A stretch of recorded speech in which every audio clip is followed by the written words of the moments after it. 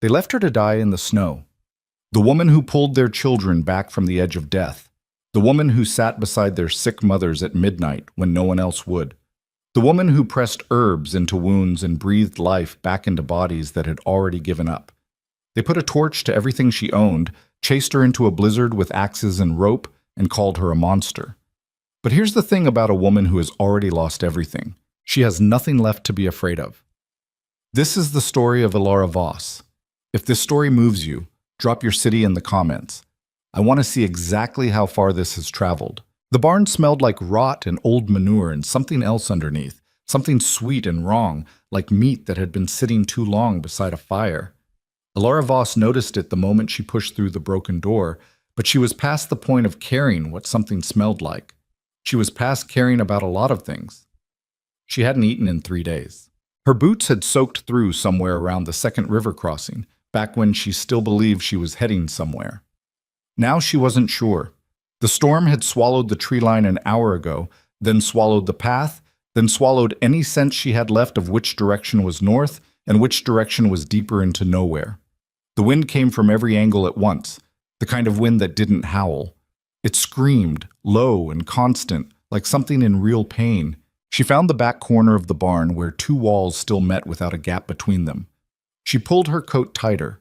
A man's coat, brown wool gone gray with damp, 2 sizes too large, and lowered herself onto the frozen ground. The straw down here was mostly gone. Whatever straw was left had gone black and brittle. She sat anyway. She pressed her back into the corner and bent her knees to her chest and tried to remember what her body was supposed to feel like when it was warm. She couldn't quite remember. Outside, the storm kept screaming. 3 weeks earlier, Elara had been asleep in a real bed. It was nothing special, a straw mattress in a 2-room house at the edge of Caldwell Crossing, a frontier town of maybe 400 people built around a mill and a muddy main street and a general store that smelled perpetually of pickle brine. Not beautiful, not comfortable exactly, but hers, and warm, and beside her husband, Thomas, whose breathing she had learned to track in her sleep the way other people tracked weather. Deep and slow meant he was resting well. Shallow and quick meant his old chest wound was bothering him again. 3 weeks ago, his breathing had been deep and slow. She hadn't known, lying there in the dark, that it was the last peaceful night of her life. The sickness came fast. That was the thing about it. Not the violence of it, not even the scale of it, but the speed. Monday morning, 3 children had fevers. By Tuesday evening, it was a dozen. By Thursday, 2 children were dead, and the other sick ones weren't improving. And people in Caldwell Crossing had started doing what frightened people always do when they can't explain something. They started looking for someone to blame. Elara had been the town's healer for 6 years. She'd come with Thomas when he took a carpentry contract and never quite left. She had no formal training, just knowledge passed down from her mother, who'd learned it from hers, a long chain of women who understood plants and fevers and the particular way a body fights when it's losing. She had delivered babies. She had set broken bones. She had mixed tinctures and poultices from whatever grew along the creek beds and hillsides, and most of the time they worked. Most of the time. When the sickness hit the children of Caldwell Crossing, she did what she always did. She went to the families, she examined the sick, she tried everything she knew, and the children kept dying. By the end of the first week, it was 5 dead. By the end of the second, it was 9. 9 children, ranging from a 3-year-old girl named Maisie Boone to a 14-year-old boy named Caleb Frey, who had been healthy enough to chop firewood the week before. 9 children who had been alive and loud and infuriating and beloved and were now in the frozen ground.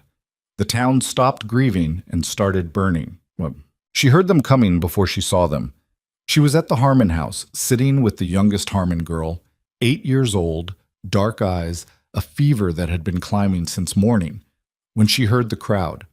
It wasn't the sound of people walking somewhere. It was the sound of a crowd that had already decided something and was moving toward the conclusion. Mrs. Harmon appeared in the doorway of the back room with a face like ash. "Elara," her voice was low and tight. "You need to go." Elara looked up from the child. "She still has a fever. I can't." "You need to go." She heard it then. Not just footsteps, voices, And beneath the voices, something worse. The particular silence of a group of people who are past talking. She stood. She grabbed her bag. She looked once more at the Harmon girl who was watching her with wide, glassy eyes. "Keep her cool," Alara said. "Wet cloth on her neck. Change it every—" "Go!" Mrs. Harmon wasn't being cruel. She was terrified. "There's a difference. Please, Alara, go." "What?" She went out the back door and almost ran directly into Jacob Pruitt. Jacob Pruitt ran the mill. He was a big man, not tall, but wide, built low to the ground like a stump, with thick forearms and a reddish face that always looked like it was about a minute away from anger. He had a son who'd died 4 days ago, 7 years old. Alara had been there at the bedside. She had watched the boy's face go still. She had thought Jacob Pruitt might have some grief left in him. He didn't. He grabbed her by the arm, hard enough to bruise, she would discover later, and shoved her toward the street where the crowd was waiting. 40 people, maybe 50. She knew most of their faces. She had delivered some of their children. She had sat in their homes during the worst nights of their lives. She looked at their faces now and saw nothing she recognized. "She's been poisoning the water." That was Earl Dawson's voice, somewhere in the back. "Mixing something into those medicines and poisoning the well while we sleep. My son had her medicine for 2 days before he—" Someone's voice broke. She didn't see whose. "Look at her. Look at the bag she carries everywhere. What's in there? What's she been putting in their water?" Alara tried to speak. "I don't know what's causing this, but it isn't me. I've been trying to help your—" Something hit her in the shoulder. A rock, she realized. Small, but hard. She stumbled. "Which?" The word came from a woman she had once helped through a difficult labor. 18 hours of labor, and Alara had stayed for every one of them. She remembered the woman's hands gripping hers so hard the knuckles went white. "She needs to hang," someone said, and the crowd didn't argue. "Tulan." Thomas found her. He came through the back of the crowd the way he always moved through difficult spaces. Quiet, quick, reading the angles before committing to a direction. He was 43 years old with a carpenter's hands and a damaged chest and eyes that were always slightly too watchful, the eyes of a man who had learned early that the world would hurt you if you gave it the chance to. He grabbed her hand and pulled. They ran. The crowd ran after them, and there is nothing quite as humbling or as terrifying as being chased through a town you know well by people who know it just as well. They cut through the churchyard, vaulted the fence behind the mill, Thomas grunting with the effort, his bad chest not suited for any of this, and hit the tree line as the first torches came into view behind them. Alara looked back once and saw their house. There were people on the porch with fire. She watched, running and stumbling and not quite breathing as the house began to glow. Thomas pulled her deeper into the trees, and the screaming of the crowd became the screaming of the wind, and then there was nothing around them but darkness and cold and the sound of their own lungs working. They didn't stop running until the town was gone. They walked for 5 days. Thomas had managed to grab a pack before they fled, some dried meat, a wool blanket, a fire kit, one of Alara's medicine bags. Not enough. He'd also grabbed his coat and left his boots by the door, and the ones he was wearing when they ran had thin soles not built for this kind of ground. By the 3rd day, he was limping. By the 4th day, the limp had gone stiff, the way movement goes when pain has escalated past the point where the body knows how to describe it. "I'm fine," he said, every time she looked at him. "I know you're not." "Well, I'm upright." "That's different from fine." He smiled at her. It was a real smile, tired, stripped down to its essential parts, without any of the performance men add to smiling when they want you to believe them, just his actual face, telling her what it was. "I know," he said. On the 5th day, he stopped. It was mid-morning, and they were crossing a frozen creek, and she was ahead of him by 3 steps when she heard him sit down. Not fall. Sit. Deliberately. Like a man making a decision. She turned around. He was on the ice, his back against the far bank, and his face had gone a color she knew. Gray-white, with a bluish edge around the mouth. She had seen that color before, in a man who'd been struck in the chest by a falling beam. She crossed back to him in 4 steps and knelt in the snow. "Thomas?" "There it is," he said quietly, the way someone says something they've been waiting to say for a while. He put his hand over his sternum. "Been there since yesterday." like someone sitting on it. Why didn't you tell me? He looked at her. She knew why. She closed her eyes for a moment, then opened them. Okay, she said. Okay, let me. She was already opening the medicine bag, already going through what she had, what she could do here, on a frozen creek in the middle of nowhere, in the cold. Elara? Something in his voice stopped her hands. She looked at him. Come sit with me, he said. She sat. She held his hand, the left one, the one with the carpenter's calluses, the one that had built the table they ate breakfast at for 6 years, the one she could have drawn from memory with her eyes shut, and she stayed with him while the color went out of his face the rest of the way. She didn't let go for a long time after. She buried him. It took her most of the afternoon because the ground was frozen to a depth that punished her for every inch, and she only had a short-handled camp axe in her own hands. She broke through the frost layer with the axe, then dug with numb fingers into the half-thawed soil beneath. And she did not cry while she was doing it because crying took heat, and heat was the one thing she could not afford to spend. She cried after. In the dark, with her back against a tree, wrapped in the single blanket with the emptiness beside her where he wasn't, she cried until there was nothing left. It's a strange thing, that kind of crying. It doesn't feel like release exactly, not the way people describe it. It felt more like something being excavated, like the grief wasn't leaving but reorganizing itself into something she could carry. She sat for a long time. Then she stood up. She had no direction, no destination, no plan beyond the immediate problem of staying alive long enough for the cold to kill her instead of starvation. She walked north because north was away from Caldwell Crossing, and away from Caldwell Crossing was the only direction that felt survivable. She walked for 2 more days. Yeah.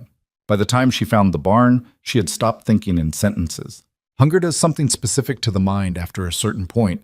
It narrows the focus until there's almost nothing left except the present moment. This step, this breath, this next small proof that the body is still insisting on continuing. She had eaten the last of the dried meat 2 days ago. She had melted snow in her mouth until her jaw ached from the cold. She was past dizzy, past shaking. The cold had moved from something she felt on the outside to something she felt in the center of her, a deep bone-level wrongness that she recognized from patients who had come to her too late. She knew what hypothermia looked like from the inside. She was looking at it now. The barn was not shelter exactly, but it had walls on 3 sides and a partial roof and a corner where 2 surfaces met and blocked the wind, and she wedged herself into it and let her body do the last thing it had left. Surrender to stillness. She wasn't thinking about Thomas. She wasn't thinking about Caldwell Crossing, or the 9 dead children, or the woman who had held her hands during 18 hours of labor and then called her a witch. She wasn't thinking about the house burning, or the crowd with the torches, or Jacob Pruitt's grip on her arm. She was thinking about nothing, just the wind, just the cold, just the animal fact of being a living thing in the winter, and how long that could last. She heard him before she saw him. Not footsteps. The storm was too loud for footsteps. It was the sound of the door, not the broken door she'd come through, the big door on the far side, the one that had been frozen shut. She heard it groan and then crack and then open, and a brief blast of even colder air came through the barn and hit her like a wall. She didn't move. Elara Voss had survived the last 3 weeks by making very quick assessments of threats, and the calculus right now was simple. She had nothing left to fight with. If whoever had opened that door meant to harm her, there was nothing she could do about it. She was past running. Her legs had gone from numb to absent sometime in the last hour. So she sat in her corner with her back to the walls and watched. A man came through the door. He was enormous. That was the first thing. Not in a fat way, or even a particularly tall way, but in the way of someone whose body had been built by years of physical work, rather than designed for it. Wide through the shoulders and chest, thick through the arms, with the particular kind of density that comes from actually using your body for things it was meant to do. He was carrying an axe, not brandishing it, just carrying it the way you carry a tool you've been using all day and forgot to put down. He stopped when he saw her. Elara watched him. He was maybe 40, give or take. It was hard to tell exactly because his face had the weathered quality of someone who spent most of their time outdoors, which added years on the surface but left something younger underneath. A dark beard, heavy but not quite unkempt. Eyes that were She had to think about this. Careful. Not hard exactly. Careful. The way an animal's eyes are careful, not from cruelty but from a long habit of paying attention. They looked at each other for a long moment. "You're in my barn," he said. His voice was low and flat, the voice of a man who didn't spend a lot of time in conversation. "I know," she said. Her own voice came out strange, rough and small, scraped down to almost nothing. She stopped. She didn't have a good way to finish that sentence that didn't involve more words than she could currently produce. He stood there looking at her. His face did something. Not quite a softening, but a shift. A recognition of something. "When did you last eat?" he asked. "I don't know. Guess." She thought about it. 2 days. Maybe 3. He studied her for another moment. Then he set the axe against the wall. Just set it there, handle up, like he was done with it, and reached into the pack on his back. He pulled out something wrapped in cloth and crossed the barn and held it out. She looked at it, then she looked at him. "Take it," he said. Not unkindly, just matter of fact. She unwrapped the cloth with fingers that didn't quite work properly and found a piece of dark bread. Dense, slightly warm from being pressed against his back. Real bread. She could smell it even over the rot and the cold. She ate it so fast she nearly choked on it. He watched her. He didn't comment.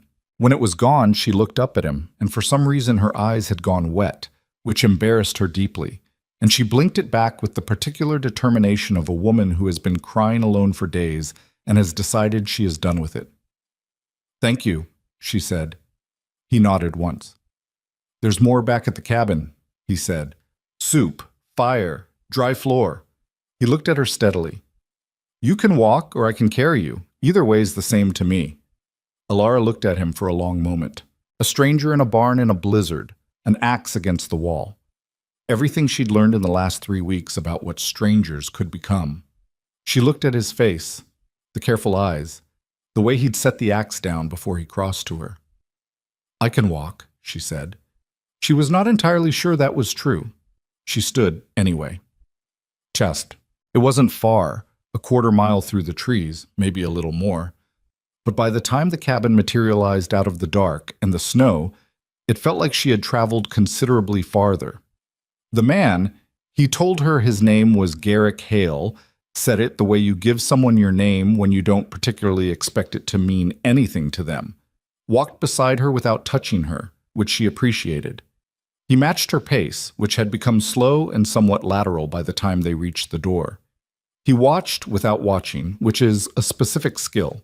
The ability to monitor someone's condition without making them feel monitored. She noticed this. The cabin was small and dark and smelled like wood smoke and pine resin and old coffee and something animal she couldn't identify right away.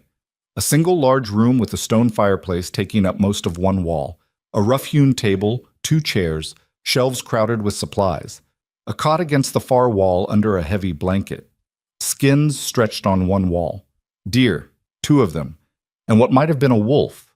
Tools hung on wooden pegs by the door, a second axe, a coil of rope, a skinning knife, a rifle that was clean and oiled and very obviously not decorative. The fire was low but alive. Garrett crossed to it and began feeding it without ceremony, and Alara stood inside the door and let the warmth start its work on her. It hurt. That's what people don't know about warming up when you've been truly cold. It isn't pleasant. It's a burning from the inside out, like the thaw is breaking something loose. And for a few minutes, she just stood with her teeth clamped together and breathed through it. "Sit down before you fall down," Garrick said, without turning from the fire. She sat. He hung a pot over the fire. There was already something in it, something that had been sitting on low heat and came back to life quickly. And she watched the steam begin to rise and smelled onion and fat and meat and something else, something herbal, thyme maybe. And she felt her body do something embarrassing and involuntary that she hoped he hadn't noticed. It made a sound. He handed her a bowl 20 minutes later, along with a spoon and a look that was trying not to be amused and was not entirely succeeding. She ate. She ate slowly this time, because she knew better than to wreck a stomach that had been empty too long, and she sat close enough to the fire that the color came back into her hands between bites. She was still in the man's coat, The brown wool coat that had been Thomas's, that still smelled of him in the collar when she got cold enough. And she didn't take it off. She wasn't ready to take it off. When the bowl was empty, she held it and looked at the fire. Garrick was sitting in the other chair, at a slight angle, not watching her directly, but aware of her in the way that people who live alone for long periods become aware of everything in a room. He had a mug of coffee, both hands around it. He wasn't pushing her to talk. She talked anyway. Not everything. Not yet. There was no trust built for everything. Not yet. And she had no illusions about that. But she told him enough. She told him she was a healer from a town 3 weeks' walk south. She told him children had died of a sickness she couldn't stop, and that the town had decided this made her responsible. She told him she and her husband had run, and that her husband hadn't made it. She said that last part flat, the way you say things you haven't yet found the full weight of. Garrick listened. He didn't say he was sorry. She was glad for that. She was tired of people saying they were sorry. Back at the town, in those first terrible days when children were still dying and people were still hoping, she'd heard it so many times it had started to feel like something people said instead of doing anything. He just listened, and when she stopped talking, he let the silence sit without filling it. After a while, he said, "You're not the first healer they've done that to." She looked at him. Something had moved across his face. Not grief exactly, but the residue of grief. The way a place looks after a fire has been through it. "My mother," he said, 20 years ago. Town not far from here, actually. She healed with plants. Same as you, sounds like. Woman died after she treated her, and that was all it took. He looked at his coffee. They decided she'd done it on purpose. Alara was quiet. She didn't, for what it's worth. The woman was already dying. My mother knew it, but she tried anyway because that's what she did. He turned the mug in his hands. Didn't matter what the truth was.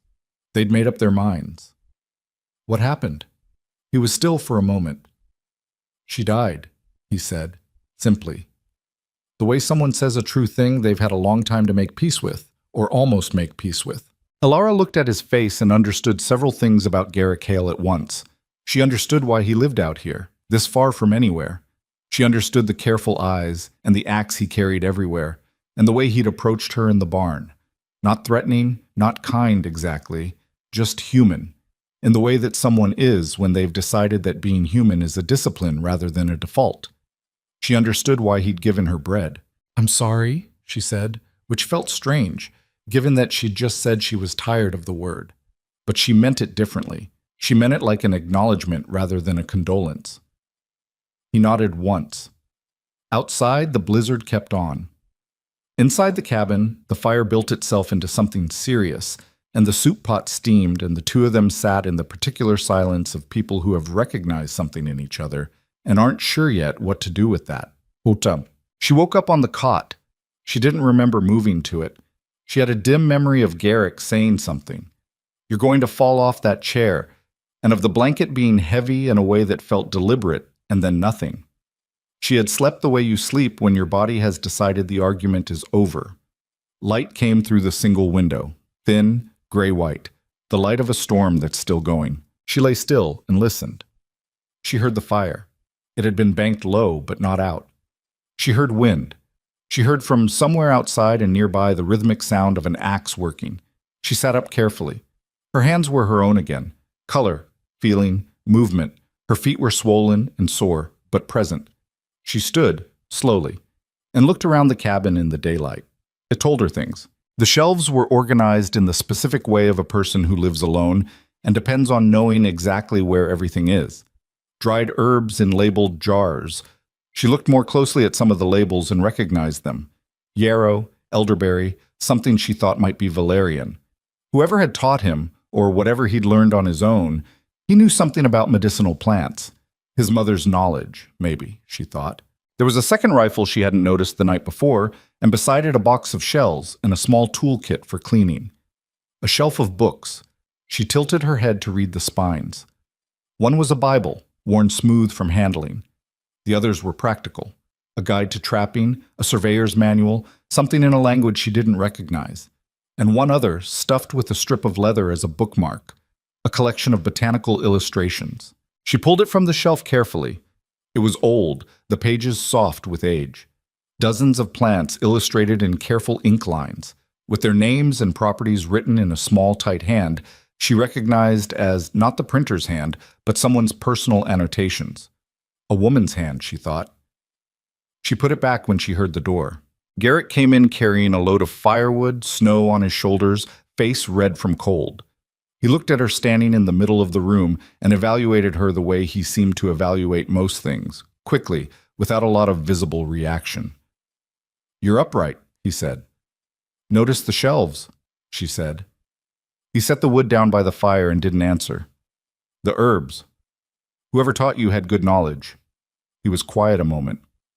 "My mother." She nodded. He began rebuilding the fire without looking at her.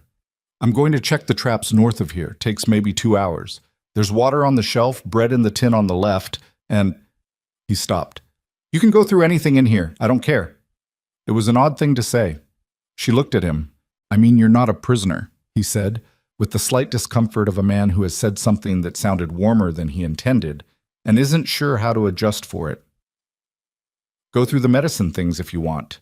You probably know more about half of it than I do." "Your mother's book," she said. "On the shelf." He went still, just for a half second. "Yes," he said. She didn't push it. He left, and she stood in the warm cabin with the smell of wood smoke and the wind against the walls, and she thought, "I don't know this man." She thought, "He fed me bread in a barn and brought me here and gave me his only cot, and is now letting me go through his mother's things." She thought, "In a town of 400 people I had lived for 6 years, and they chased me into a blizzard with a rope." She sat down in one of the chairs and put her face in her hands. She did not cry. She was past crying for the moment. She just sat and let the warmth be actual, and tried to understand what it meant to still be alive. He was back in less time than he'd said. Barely an hour, moving faster than usual, and she saw from his face when he came through the door that something had changed while he was out. "Company," he said. Flat, controlled, but not the everyday kind of flat. The kind that's covering something underneath. She stood. "What?" "3 men, half-mile south, coming this direction." He was already moving, crossing to the window, looking out the side, then to the rifle by the door. "I heard them before I saw them. They're talking loud, which means they're not hunting." He looked at her. "You recognize anyone from Caldwell Crossing? Big man, red-faced, would have come out of a mill?" She felt it like cold water. "Jacob Pruitt," she said.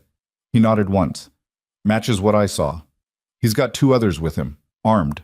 Alara looked at the door. "I'll go. I don't want—" "You'll die," he said, simply. Not cruel, not dramatic, just accurate. "You took 2 steps outside right now, you'd last maybe 4 hours. Storm's easing, but it hasn't eased enough." He was already looking around the cabin with a different kind of attention now, the calculating attention of someone laying out options. "Can you fit through that floor hatch?" She followed his look to the far corner of the cabin, where a square cut into the floorboards was barely visible under the edge of the rug. "Root cellar," he said. "Cold but dry. Take the blanket. There's a lantern and flint on the shelf by the hatch." He looked at her. "Stay quiet until I tell you it's clear, no matter what you hear. Understand?" She understood. She didn't like it, the idea of being under the floor while he stood at the door with 3 men and a rifle, but she understood it. "What are you going to tell them?" she asked. "That I haven't seen you." He said it with complete flatness. "They might not—" "They won't know I'm lying," he said, with the particular confidence of a man who has kept things from people before and knows his own face well enough to manage it. "I live alone. I don't explain myself to visitors." He moved the rug and pulled the hatch. Cold air rose from below. "Go." She took the blanket. She took the lantern. She went. The root cellar was small and dark, and smelled of earth and old vegetables and cold. She lit the lantern and sat on a sack of something hard, turnips, probably, and wrapped the blanket around her shoulders and listened. She heard them arrive. Heard the boots on the porch, the knock, then Garrick's voice. Not welcoming, exactly, but not overtly hostile. The particular tone of a man who opens his door to strangers because he has nothing to hide. "We're looking for a woman," Pruitt's voice, unmistakably. Thick, with that particular quality of a man who expects to be agreed with. Healer. Goes by Alara Voss. Brown hair. Thin. She'd have come through here maybe 2-3 days back. Garrick, unhurried.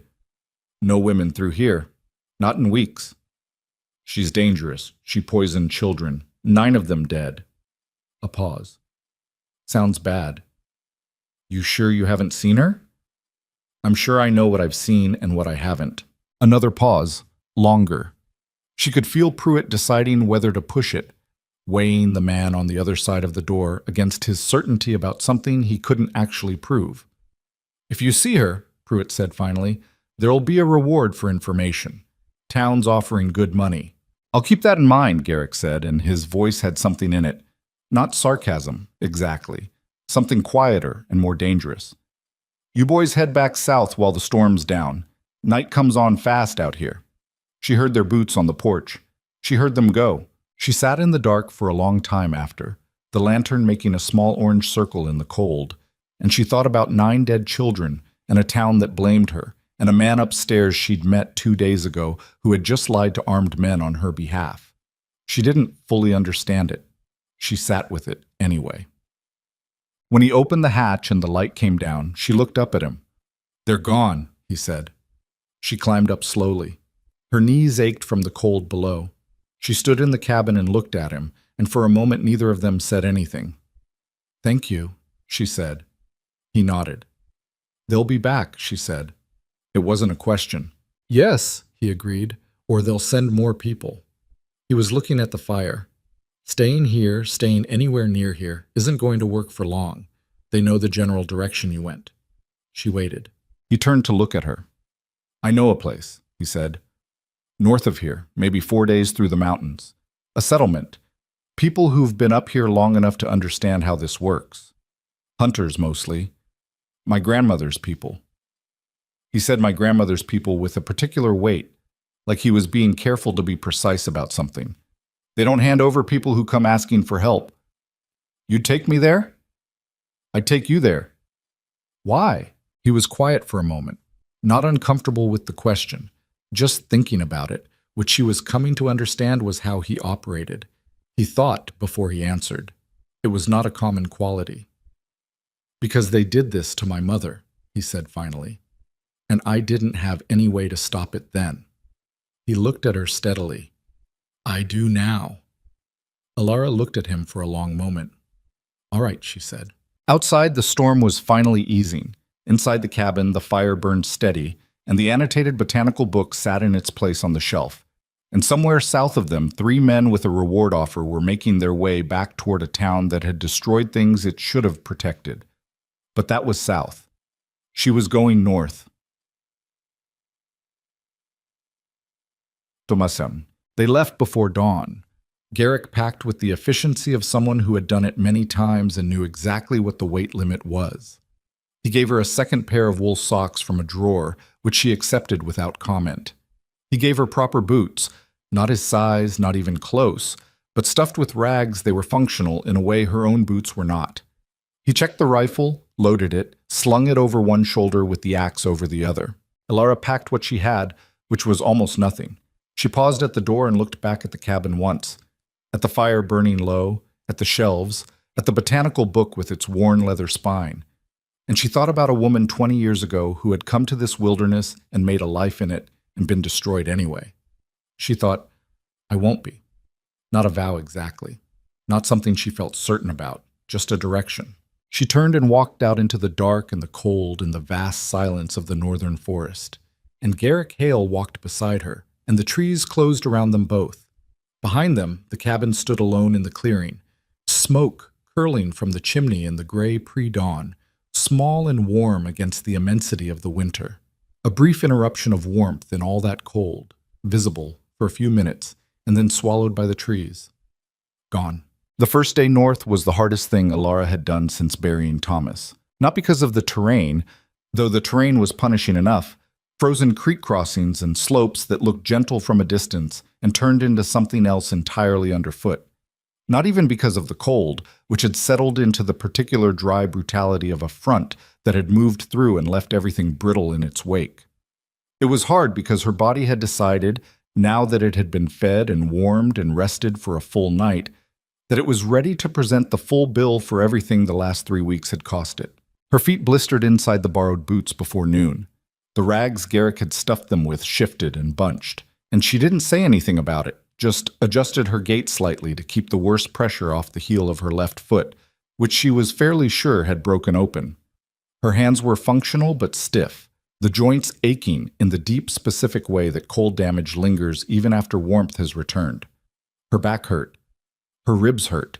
She hadn't noticed until now, until she was moving consistently, but 2 of them on the right side had a grinding quality that suggested she'd taken more damage from that rock in Caldwell Crossing than she'd registered at the time. She walked anyway. She kept up. Garrick moved through the forest the way water moves through rock, not fighting the shape of things but reading it, finding the line of least resistance without ever looking like he was looking for it.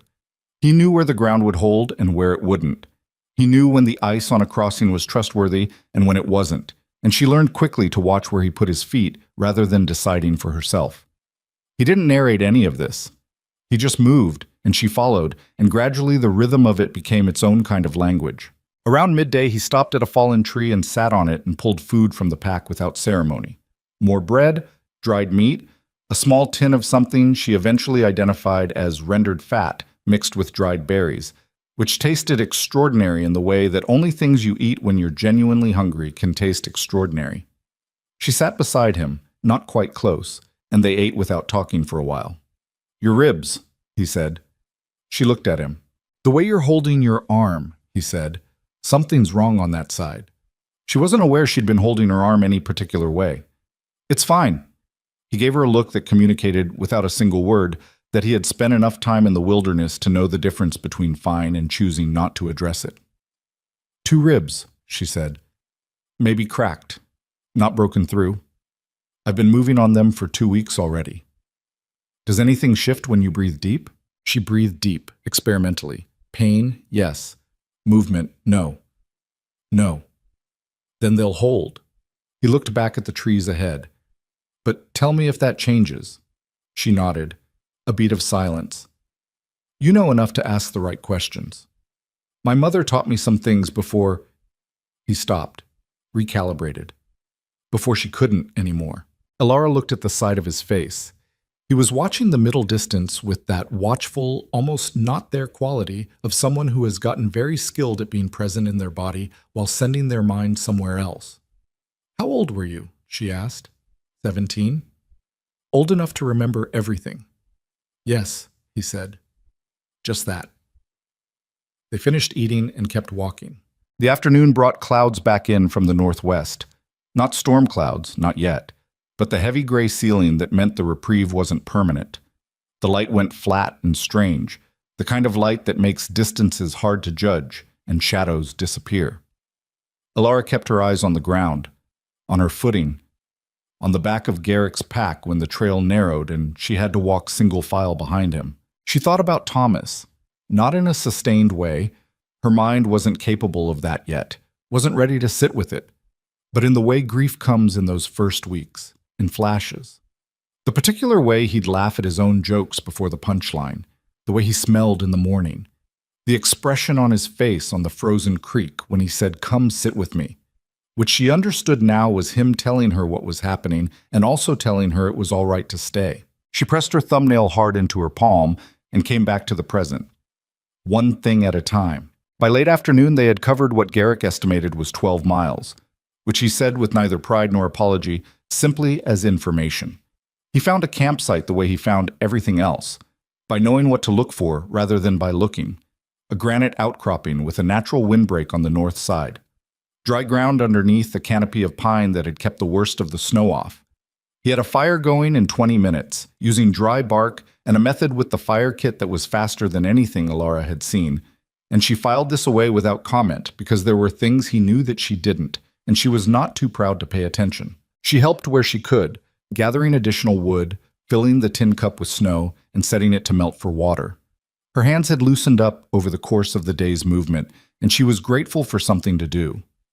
Uselessness was something she'd never been comfortable with, even less so now. They ate a simple meal, and Garrick arranged the watch. He would sleep first, a few hours, then she would keep the fire while he slept again. She tried to argue that she could take the first watch. "You're still warming up from the inside," he said. "You need the sleep more than I do right now." "I slept last night." 3 days of near starvation and hypothermia doesn't fix in one night. She wanted to push back. She was tired enough that she didn't. She lay down near the fire wrapped in the heavy blanket and was asleep before she'd finished the thought she was having. She didn't dream. The second day was easier and the third day was harder, which was not the direction she had hoped for. The terrain rose into proper mountain country. Not dramatic peaks, but long, relentless grades. The kind of climbing that doesn't ask for much from any single step, but adds up into something that dismantles you over hours. The snow was deeper up here, knee-deep in the open stretches, and they moved slower, and Alara's left heel was now definitely open, and definitely something she was managing rather than ignoring.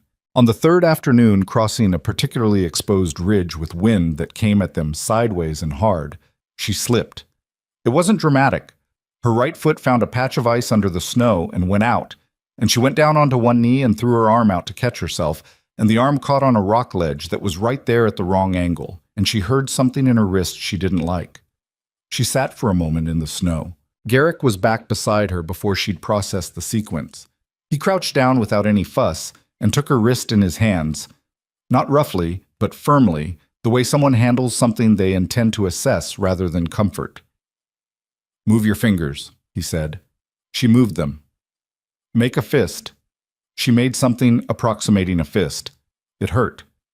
The fingers worked. "Sprain," he said. "Bad one. Nothing's displaced." He looked at her face. "I have linen in the pack. I'll wrap it at camp. I can keep moving." "I know you can." He stood and held out his hand, not the injured wrist, the other one. "Take it on this side so you don't have to use the bad arm on the slope." She looked at the hand. She took it. They finished the ridge crossing with him slightly ahead and below her, braced against the angle, and she was aware of his grip, solid without being a grip that trapped, the kind of hold that could be released instantly.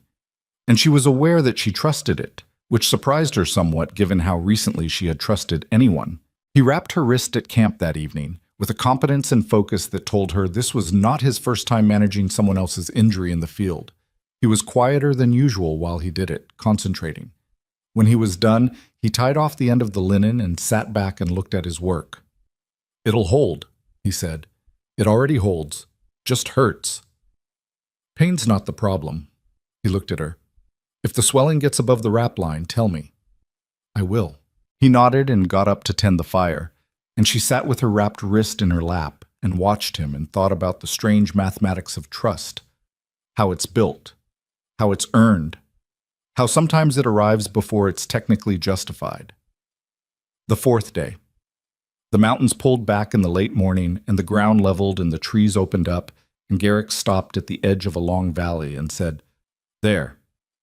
She came up beside him and looked. The settlement was smaller than she'd imagined, maybe 30 structures, ranging from proper log buildings to structures that were more ambitious dugouts with timber framing, smoke from a dozen chimneys, movement below, people and animals, and the particular animated quality of a place where people are actually living rather than just existing.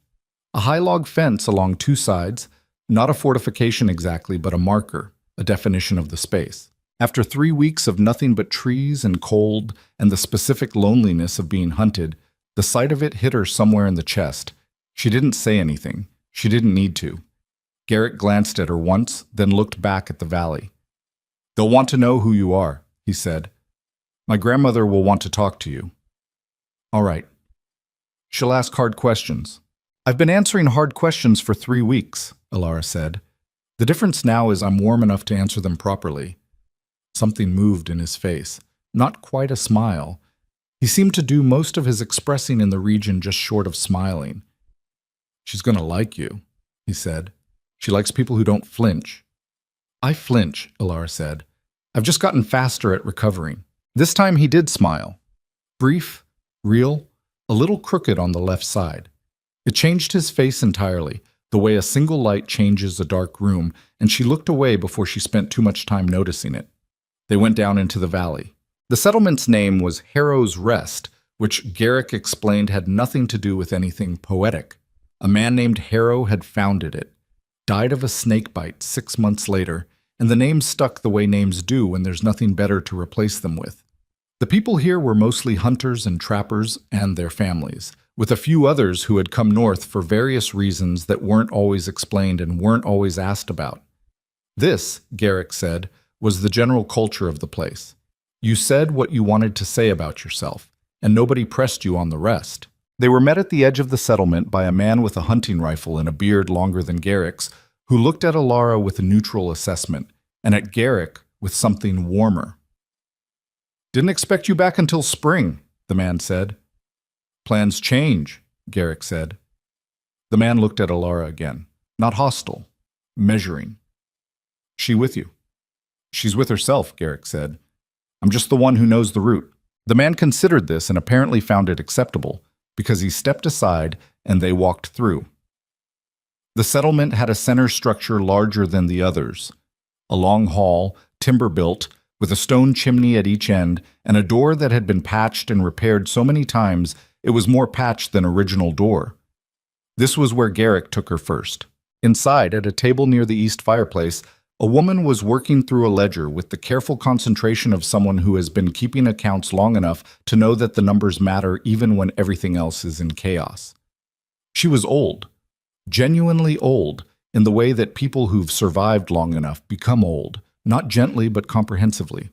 White hair pulled back severely, hands that were gnarled with something, arthritis probably, but still moving the pen with precision. She didn't look up immediately when they came in. "Garrick," she said, still writing, "you smell like 4 days in the woods." "6, actually." "Hello, Nora." She looked up then, and her eyes went to Alara with an attention that was not unkind, but was entirely without softness. These were eyes that had evaluated a great many people over a great many years, and had lost their patience for both excessive charity and excessive suspicion, arriving instead at something sharper and more useful, simple assessment. "Sit down," she said, to both of them. They sat. Garrick said, "Her name is Alara Voss. She's a healer, a town south of here." "Let her tell it," Nora said. Alara told it. She told it the way she had been telling it to herself for the last 4 days. Stripped of self-pity, stripped of the parts where she lingered too long on what she'd lost, reduced to the essential sequence. What happened, what she knew, what she didn't know, what she needed. She told it looking at Nora's face, not at the table, not at her hands. Nora listened without interrupting. When Alara finished, the old woman was quiet for a moment. Then she said, 9 children, 9 that I know of. There may have been more after I left. And you don't know what caused it. I know what didn't cause it. Me." Alara held the old woman's gaze. "I've been going over everything I tried, everything I saw. The pattern of the sickness, the progression, the specific symptoms. It's not consistent with any poison or illness I could have introduced. Something was already wrong in that town before the first child got sick.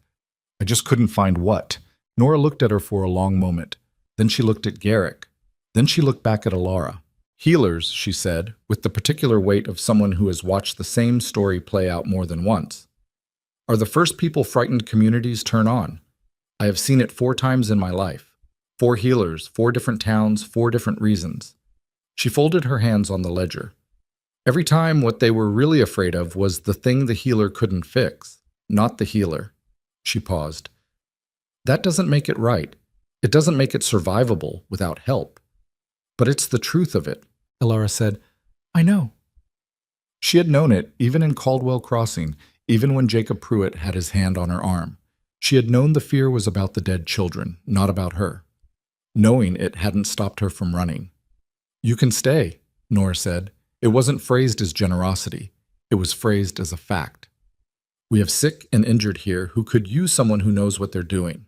You'll earn your keep. If anyone comes looking for you," she glanced at Garrick. "Anyone come looking?" 3 men, 4 days back," he said. "Offered a reward. I turned them around." Nora nodded, unsurprised. "If anyone comes looking, we'll deal with that when it comes." She picked up her pen and looked back at the ledger. "Marta will show you where you can sleep. There's a boy in the second cabin with a chest infection that's been dragging on. If you're up to it tomorrow, I'd appreciate eyes on him. Alara understood she had been dismissed. She stood. At the door she stopped and turned back. "Why?" she said. "You don't know me." Nora didn't look up from the ledger. "I know Garrick," she said, "and Garrick knows people." A pause. The pen moved. "Also, you just told me a difficult true story without once asking me to feel sorry for you. I find that encouraging." Alara looked at the old woman's bent head for a moment. Then she went out. Outside, the valley spread around her in the thin winter light. Real structures, real smoke, real people moving through their ordinary, difficult days. She stood still for a moment in the cold and let the reality of it arrive. That she was somewhere with walls and warmth and people who were not, at this particular moment, trying to kill her. That she had her medicine bag and her knowledge, and a boy with a chest infection who might benefit from both. Garrick came out behind her and stood a few feet away, looking at the same view. "She likes you," he said. "She didn't say that." "She offered you work," he said. "Same thing." Alara turned to look at him. He was watching the settlement with that watchful, quiet quality she had come to recognize as his resting state. Always present, always reading the room, the tree line, the weather, the people. "Thank you," she said, for the fourth time. It still didn't feel like enough, and she suspected it never would feel like enough. And she suspected he would continue to accept it with the same brief nod each time without making her feel the inadequacy of it. He nodded. She went to find Marta. The cabin she was given was small and cold at first, and smelled of resin and old leather and something faintly medicinal, like someone had boiled dried plants in it once and the smell had gotten into the walls. She got the small stove going. The flint was right there. The wood was stacked. The knowledge was in her hands. And she sat on the edge of the narrow bed and took off the borrowed boots and looked at her heel. It was what she'd thought it was. Blistered, broken, raw. She cleaned it with what she had in the medicine bag, wrapped it with the last of her clean linen, and lay back on the bed in her clothes and stared at the ceiling. Outside, Harrow's Rest went about its evening. She heard voices, low and indistinct, a child laughing somewhere. The sound of something being chopped. Not an axe, a knife, probably food preparation. The ordinary sounds of people existing in the same space at the same time, which she had stopped noticing until she'd been without it long enough for the absence to leave its shape. She put her arm over her eyes. "Thomas?" she thought. Not a full thought, just his name, which still had the weight of everything behind it. 6 years, a table he'd built, a man who had known the end was coming on a frozen creek and had asked her to sit with him rather than fight it. She lay there with his name for a while. Then she put it somewhere she could carry it and got up to check that the stove damper was set right, and looked out the small window at the last light going out of the valley and the first stars coming in. She was alive. She was still a healer. There was a boy with a chest infection in the next cabin who needed someone to look at him. That was enough, for tonight. That would have to be enough. The boy's name was Denny, and he was 9 years old, and he had been sick long enough that he'd stopped complaining about it, which was the part that worried Alara most. Children who are genuinely ill but still fighting will tell you about it. They whine, they cry, they negotiate, they demand to know when they'll be better with the particular urgency of someone who has things to get back to. Denny wasn't doing any of that. He was lying in his bunk with the flattened stillness of a child who had made a private agreement with his body to just wait it out, one way or the other. His eyes tracked her when she came in, but he didn't speak. His mother, a lean woman named Sable, with dark circles so deep they looked permanent, hovered near the door with her arms crossed tight over her chest. "He's been like this 4 days, Sable said. Breathing got noisy 3 days ago." Alara set her bag on the small table beside the bunk and began the examination without preamble. Temperature by touch at the throat and chest, the specific sound of his breathing with her ear against his back, the color of his lips, and the tissue inside his lower eyelid. She pressed gently along his rib cage and watched his face. He winced on the right side. "Does that hurt?" "Yeah," Denny said. Small voice, more breath than sound. "When you breathe in deep?" "Don't breathe in deep," he said. "Hurts too much." She sat back on her heels. The infection had settled in deep. Not just the airways, but working toward the lung tissue itself. The kind of chest sickness that took weeks to build to this point and would take weeks more to fully clear. She'd seen it kill grown men. In a child this size, with this particular rattling quality to the exhale, it needed to be taken seriously. "I'm going to make you something," she told him. "It's going to taste terrible." He looked at her with the evaluating eyes of a sick child being told something he's heard before. "How terrible?" "I'd say somewhere between old boot leather and river mud." He considered this. "Okay," he said, which was more cooperation than she'd expected, and told her something about how much discomfort he was actually in. She went to work. Garrick had stocked her with additional supplies from Harrow's Rest's communal stores. She hadn't asked, they'd simply appeared outside her cabin door that morning in a cloth sack with no note, which was so entirely consistent with everything she'd come to understand about how he operated that she'd almost smiled at it. Thyme, which she'd hoped for. Slippery elm bark, dried mullein. She boiled water on the small stove in Denny's cabin and made a steam treatment first, rigging a blanket over the boy's head and the pot to let him breathe the medicated vapor, and sat on the floor beside him and talked to him while he did it. Because 10 minutes under a blanket with a steam pot is an eternity when you're 9 and sick and bored. "You come with Garrick?" Denny asked from under the blanket. His voice was slightly muffled. "Yes." "You bring people here before?" Alara thought about it. "I don't know. I'm new to knowing him." "He's quiet," Denny said, with the directness of a child reporting an observable fact.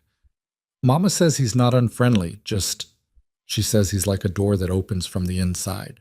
Alara looked at the blanket-covered shape of the boy and thought that Sable was more perceptive than her dark circles suggested. "That's a good way to put it," she said. She came back to check on Denny twice more that day, and again the following morning. The second morning his breathing had already shifted, still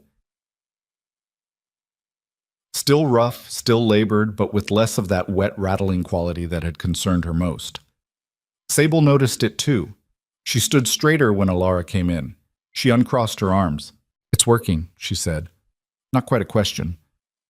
"He's moving in the right direction," Alara said, which was the honest answer and also the careful one, because moving in the right direction was not the same as being out of danger, and she had learned, at a cost she was still paying, the particular damage that comes from promising more than you can control. Word traveled the way it does in small settlements, not through any deliberate announcement, but through the way people talk, when they're all dependent on the same small geography and everyone's business is adjacent to everyone else's. By the end of the first week, Alara had been to 4 more cabins. A trapper with a badly infected hand from a cut he'd ignored too long. An older woman whose joints had swollen to the point where she couldn't grip a cup. A pregnancy with an unusual amount of swelling in the ankles that Alara watched carefully for 2 days before concluding it wasn't progressing toward anything dangerous, not yet, but needed monitoring. She worked with what she had. She improvised where she had to. She asked Nora for access to the settlement's supply stores, which Nora granted with the same matter-of-fact quality she brought to everything, as though she had already decided Alara was trustworthy and saw no point in gesturing at uncertainty she didn't feel. What she didn't do, in those first weeks, was grieve properly. She knew this. There wasn't space for it. Not because anyone was preventing her from having it, but because the work filled the hours, and the hours filled the days, and grief, the real kind, requires a stillness she couldn't locate yet. She thought about Thomas in fragments. She thought about Caldwell crossing less than she expected, or maybe she was just better at recognizing when her mind was heading there and redirecting. She was getting good at redirecting. Garrick she saw most days, but not in any arranged way. Harrow's Rest was small enough that paths crossed naturally. At the well, at the supply hall, at the communal fire that people gathered around in the early evenings when the work was done. He was usually on the edge of these gatherings, rather than in the center of them, which she was coming to understand was simply where he was comfortable, the same way some people are always drawn to windows in a crowded room. He checked on Denny without making a point of it. She would arrive in the morning to find the wood stacked replenished outside the cabin, which required someone to have done it in the dark before she got there. She didn't mention it. He didn't mention it. It became a thing that simply happened. One evening, about 3 weeks in, she was sitting outside her cabin in the cold, working through her medicine bag inventory, cataloging what she'd used, what she needed, what she could source locally if she knew the terrain well enough, when he came and sat on the log across from her without asking. He had coffee. He didn't offer her any, which she had noticed was his way. He didn't offer things he didn't know you wanted, and he waited to be told. Coffee? She said. He looked at the cup in his hand as though he'd forgotten it was there. I only have the one cup. I'm aware. He handed it to her. She drank some and handed it back. He drank some. It was a strangely ordinary thing, unremarkable in any particular way, and she sat with the oddness of how comfortable it felt. This man she'd known for less than a month, this strange, quiet person who had materialized out of a blizzard and changed the entire trajectory of what was happening to her. You're getting color back, he said. I was gray? You were past gray. More like something that used to have color. She looked at her own hands. He wasn't wrong. The rawness had healed mostly. The wrist was still tender but functional. Her ribs had settled into a dull background ache she'd mostly stopped noticing. I had a good diet of near-death experiences, she said, very clarifying for the complexion.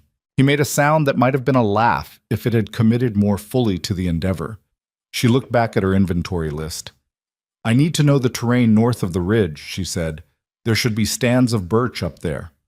I need the inner bark, and I'm almost out of yarrow, which grows along water. If the creek above the valley hasn't frozen solid, there might still be— I'll take you up tomorrow, he said. She looked at him. I wasn't asking you to. I know the terrain north of the ridge. You don't. He said it without inflection, simply as relevant information. Also, it's not safe to go alone until you know which slopes have unstable snow. She considered arguing. She was very aware that she was capable of making her own decisions about risk.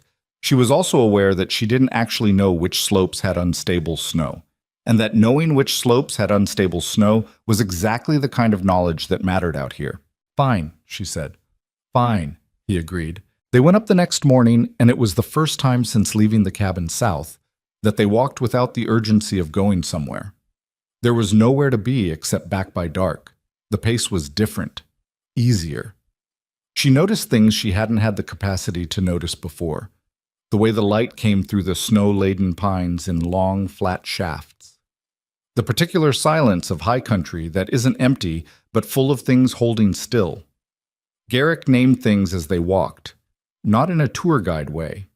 More like someone thinking out loud who had forgotten you were there and was simply verbalizing an ongoing internal catalog. That ridge is where the elk come down in early spring.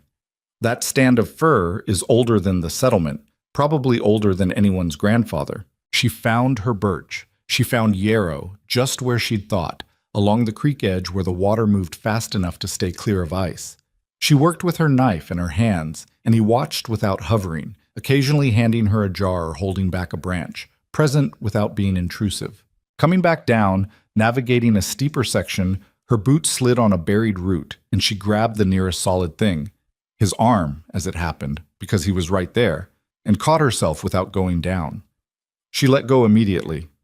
I've got terrible luck with slopes, she said. You've got fine luck.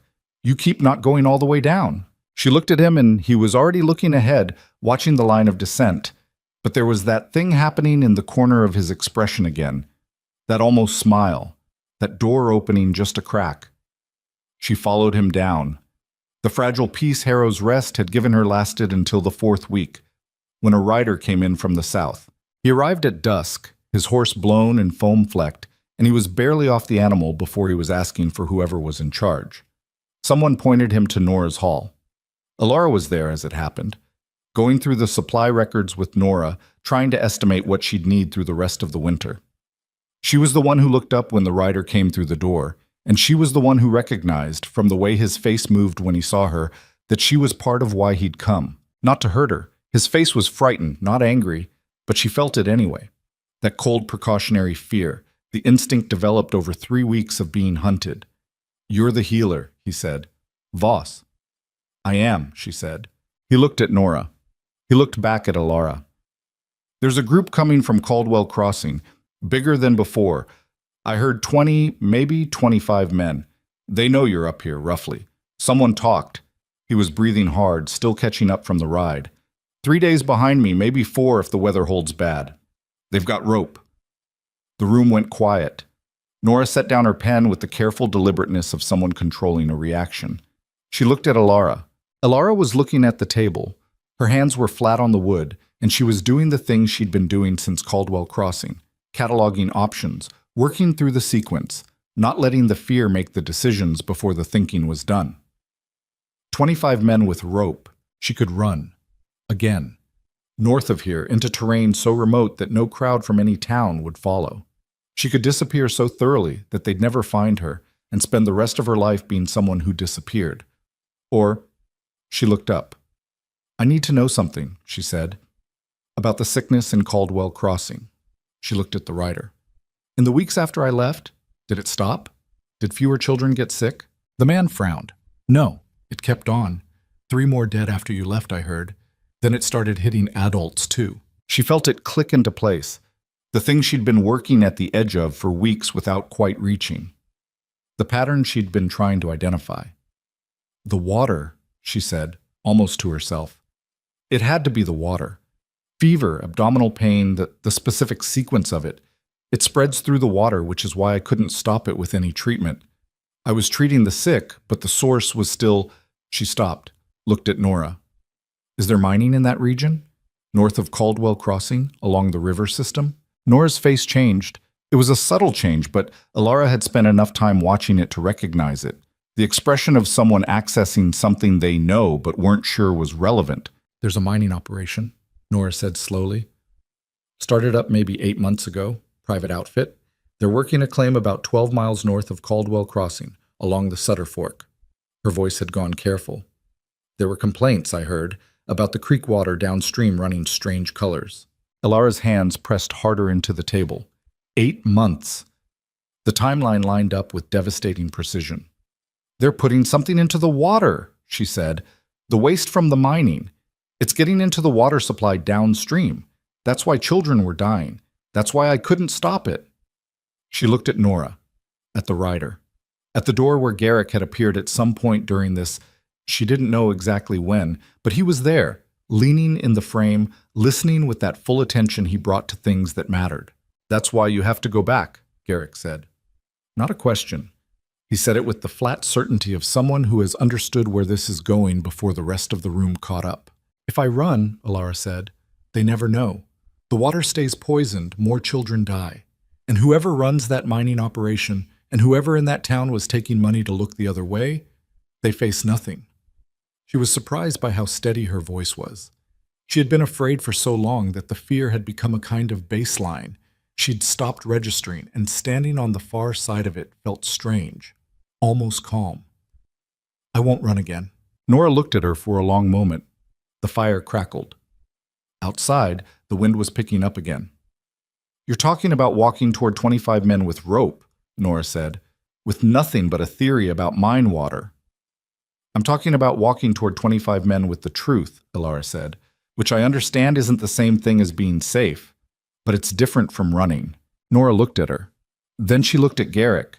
There was a whole conversation in that exchange that Alara wasn't fully party to. Decades of knowing someone compressed into a look. Garrick looked at Alara. You're not going alone, he said. I know, she said. I wasn't planning to ask you to stay behind. Something settled in his face. Not relief exactly. Resolution. The particular quality of a man who has made a decision that aligns with something he's been carrying for a long time and is glad to finally set it down by walking toward it.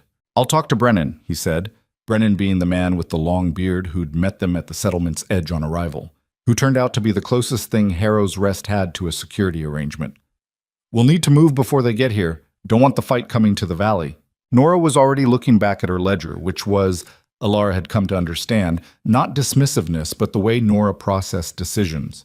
She made them and then moved to the logistics, because second-guessing was a luxury that people who ran things couldn't really afford.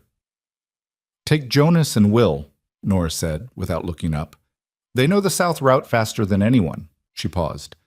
And take provisions for 6 days, in case the confrontation doesn't go as quickly as you're hoping. Alara stood there in the warm hall with the firelight on her face and the cold coming in from the open door behind Garrick and the rider sitting exhausted on a bench, and she felt something she hadn't felt in weeks. Something that wasn't quite courage, because courage was too clean a word for what this actually was. It was more like the absence of a particular kind of hesitation. The decision had made itself somewhere in the process of thinking it through, and what she felt now was simply the weight of it settling into place. She was going back south, not because she wasn't afraid. She was afraid. The fear was right there, completely present, a cold hand on her sternum that she recognized from the barn and the frozen creek and the root cellar under Garrick's cabin. She was going anyway. Denny was well enough to be out of bed the following morning. She found him sitting on the step of his cabin in the thin winter light, wrapped in a blanket, watching two of the settlement's dogs chase each other in circles in the snow. He looked up when she came by with her pack. "You're leaving," he said. "For a while." He looked at the pack, at her face. He was 9 years old and had been sick enough to get quiet about it, which meant he was paying a different kind of attention than most 9-year-olds. "Is it dangerous?" She considered lying. She'd never been good at lying to sick children or previously sick ones. "Yes," she said. He thought about this. "Garrick's going with you?" "Yes." "Okay," Denny said. He looked back at the dogs. "He's good at dangerous things." Alara looked at the boy for a moment. "So am I," she said. He looked up at her, and for the first time since she'd arrived at his bedside 4 weeks ago, he smiled, wide and real and a little gap-toothed and entirely uncomplicated. She adjusted her pack and walked to where Garrick and the others were waiting at the valley's edge. And she didn't look back at the settlement because looking back was a habit she was trying to break. The road south opened in front of them, cold and clear, and leading directly toward the thing she'd been running from. They met the crowd in a forest clearing 2 miles north of Caldwell Crossing, which was not where Alara had planned to meet them, but was where it happened, because the crowd had moved faster than the rider's estimate, and the world had stopped cooperating with plans sometime around the moment she decided to come back south. It was raining. Not the dramatic storm of the early weeks, but a hard, flat, relentless rain that had been falling since dawn and showed no interest in stopping. The ground had gone to mud and standing water, and the kind of cold wet that is somehow worse than snow, because snow at least has the dignity to be one solid thing. Alara's coat was soaked through. Her boots, the borrowed ones that had carried her 4 days north and now 4 days south, were pulling at every step. She heard them before she saw them. The particular noise of a large group of people moving through wet forest with anger as their fuel. Not careful, not quiet. The sound of people who aren't worried about being heard because they're confident in their numbers. She stopped walking. Behind her, Garrick stopped.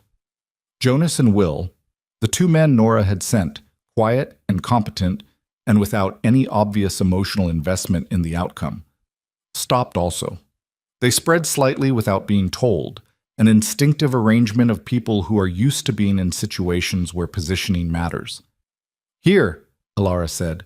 Garrick looked at this clearing ahead, at the sightlines, at the single large oak on the north edge whose roots had lifted enough ground over the years to create a natural elevation.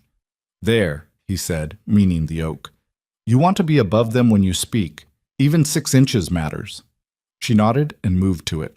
The crowd came through the tree line 2 minutes later. 23 men, as it turned out. She counted automatically, the way she counted doses and symptoms, because numbers were steadying. Some she recognized. Earl Dawson was there, near the front, with the expression of a man who has been certain about something for too long and has stopped questioning it. 2 of the Frey brothers, whose nephew Caleb had been the 14-year-old who died. She understood their presence, even if she couldn't fix it. Men she recognized less well, faces from the background of town life. And at the center, moving with the momentum of someone who had organized this, Jacob Pruitt. He looked worse than when she'd last seen him, thinner. The redness of his face had gone patchy, and his eyes had the particular flat quality of prolonged grief that has curdled into something harder and easier to carry. He had lost his son. She held that fact carefully, the way you hold something true that doesn't justify what comes after it but still has to be held. He saw her standing on the oak roots and stopped walking. The crowd stopped with him. For a long moment there was nothing but rain and the dripping of trees and the sound of 23 men breathing in the same space. "Well," Pruitt said. His voice was thick. "She came back." "I came back," Alara said. She was surprised again by the steadiness of her voice. Inside, she was something other than steady. Her heart was doing a specific thing that wasn't quite fear and wasn't quite anger and was probably some compressed combination of both. but her voice wasn't reflecting it, and she was grateful for that. "Going to hang you right here," someone said from the back of the crowd. "Save the walk." "You're going to want to hear what I have to say first," she said. Not a plea. Just a fact delivered with the confidence of someone who knows the content of what they're about to say. "We've heard enough from you," Earl Dawson said. He was already moving forward. "Your children are still dying." That stopped him. The clearing went very quiet. The rain kept on. "I left Caldwell Crossing 6 weeks ago," Alara said. Her eyes moved across the crowd, face to face, not resting anywhere too long. "If I was killing your children, if my medicines, my presence, my whatever you decided I was doing, if any of that was the cause, the dying should have stopped when I left." She looked at Pruitt. "Did it stop?" Nobody answered. "3 more after you ran," said a voice she didn't immediately locate. Quiet, not aggressive. A woman's voice. She found the speaker near the left edge of the crowd. Young, dark-haired, holding herself with the rigid posture of someone who is barely keeping it together. She didn't recognize the face. "My daughter. She was 4. Alara looked at the young woman and felt the weight of it fully. Didn't try to deflect it. "I'm sorry," she said. "I am genuinely sorry. I want you to know that." She paused. "And I want you to know that your daughter's death was not random. It was not a curse or a sickness that no one can explain. There is a specific cause, and it is still happening, and unless someone deals with it, more children are going to die." "And you know what it is," Pruitt said. Flat. Skeptical. The tone of a man who has decided you're the enemy and is now cataloging your manipulation tactics. "I know what it is. Convenient timing." "It's not convenient at all," she said. "I've been working it out for 6 weeks. I didn't have the last piece until a rider came to find me and told me the sickness kept on after I left, and that it started hitting adults too." She looked at him steadily. "When it jumps from children to adults, that narrows it. Children are more vulnerable to contamination, especially certain kinds of heavy metal poisoning, so they show symptoms first. But the source hits everyone eventually. The source, Jacob, is the water." Something moved across his face. Not belief, not yet, but the first crack in certainty, which was something. "There's a mining operation," she said, 12 miles north of town, on the Sutter Fork. Started up about 8 months ago. She watched the crowd as she said it. She was looking for specific reactions. The recognition that crosses a face when you name something someone already knows. She found it in 2 places. A man she didn't recognize, on Pruitt's left, who looked at the ground, and Pruitt himself, whose jaw tightened in a way that was not grief and not anger, but something else. Something guilty. She filed that away. "The waste from that operation is going into the creek water," she continued. "Downstream, it reaches the tributary that feeds Caldwell Crossing's main well. 8 months of slow poisoning. The symptoms I saw in your children, the specific sequence of fever, cramping, the way the hands went before the rest, that's consistent with heavy metal contamination in drinking water. That's not something I can treat. That's not something anyone can treat, not while the source is still active." She let that land. "You needed to stop using the well. You needed to find who was responsible, and you needed to do it 6 weeks ago, which I would have told you if you'd given me the chance instead of a rock and a torch." The silence this time was different. The first silence had been the silence of a crowd holding its certainty. This one had a different texture, the silence of people doing arithmetic they don't want to do. Earl Dawson said, "That's a hell of a story to walk back into a rope for." "It's not a story," she said. "I have a witness who can confirm the mining operation's location and the timeline of the complaints about creek water. I have enough medical knowledge to demonstrate why the symptom pattern matches contamination rather than any pathogen I could have introduced." She looked at the man who'd looked at the ground when she named the mine. "And I believe there are people in this crowd who already know something about that mining operation. Maybe about the arrangement that kept it quiet." The man's head came up fast. Pruitt said very carefully, "What arrangement?" It was not a question. It was the particular phrasing of a man who wants to hear exactly how much you know before deciding what to say next. She looked at him. "The town leader accepted payment," she said, "to not ask questions about the water complaints, to keep people focused elsewhere." She paused. "To keep people focused on me." The crowd shifted. It wasn't a dramatic movement, or just a collective adjustment, like the weight of a room redistributing. Several men looked at Pruitt, not with accusation yet, but with the beginning of it, the moment before the question forms fully. "That's a lie," Pruitt said, but his voice had lost something. "Then let's find out," said the woman with the dead daughter. Her voice was very quiet. "Let's go look at the well. Let's go look at the creek. Let's go ask the people running that mine who they've been paying and what for." She looked at Pruitt with eyes that had nothing in them but the particular clarity of a mother who has buried her child and is now recalculating everything. Because if she's right, she's not. "If she's right," the woman said, harder, "then my daughter didn't die of some healer's curse. She died because someone in this town made a decision that killed her." She looked at the crowd. "And I want to know which it is.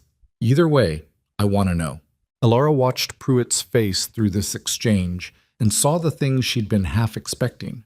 Not guilt breaking dramatically open, but the more ordinary and more damaging thing, which was calculation. He was a smart man in a difficult position, and she could see him working through his options with the focused desperation of someone whose story is coming apart and is trying to identify which pieces can still be saved. What happened next was not what she'd planned. She hadn't had a plan exactly. She'd had a direction and a truth, and the choice to walk toward it, which was more than she'd had when she left Harrow's Rest. But it was Garrick who moved. He had been standing to her left and slightly behind her for the entire exchange, which she'd been aware of in the specific way you become aware of something solid when everything else is uncertain.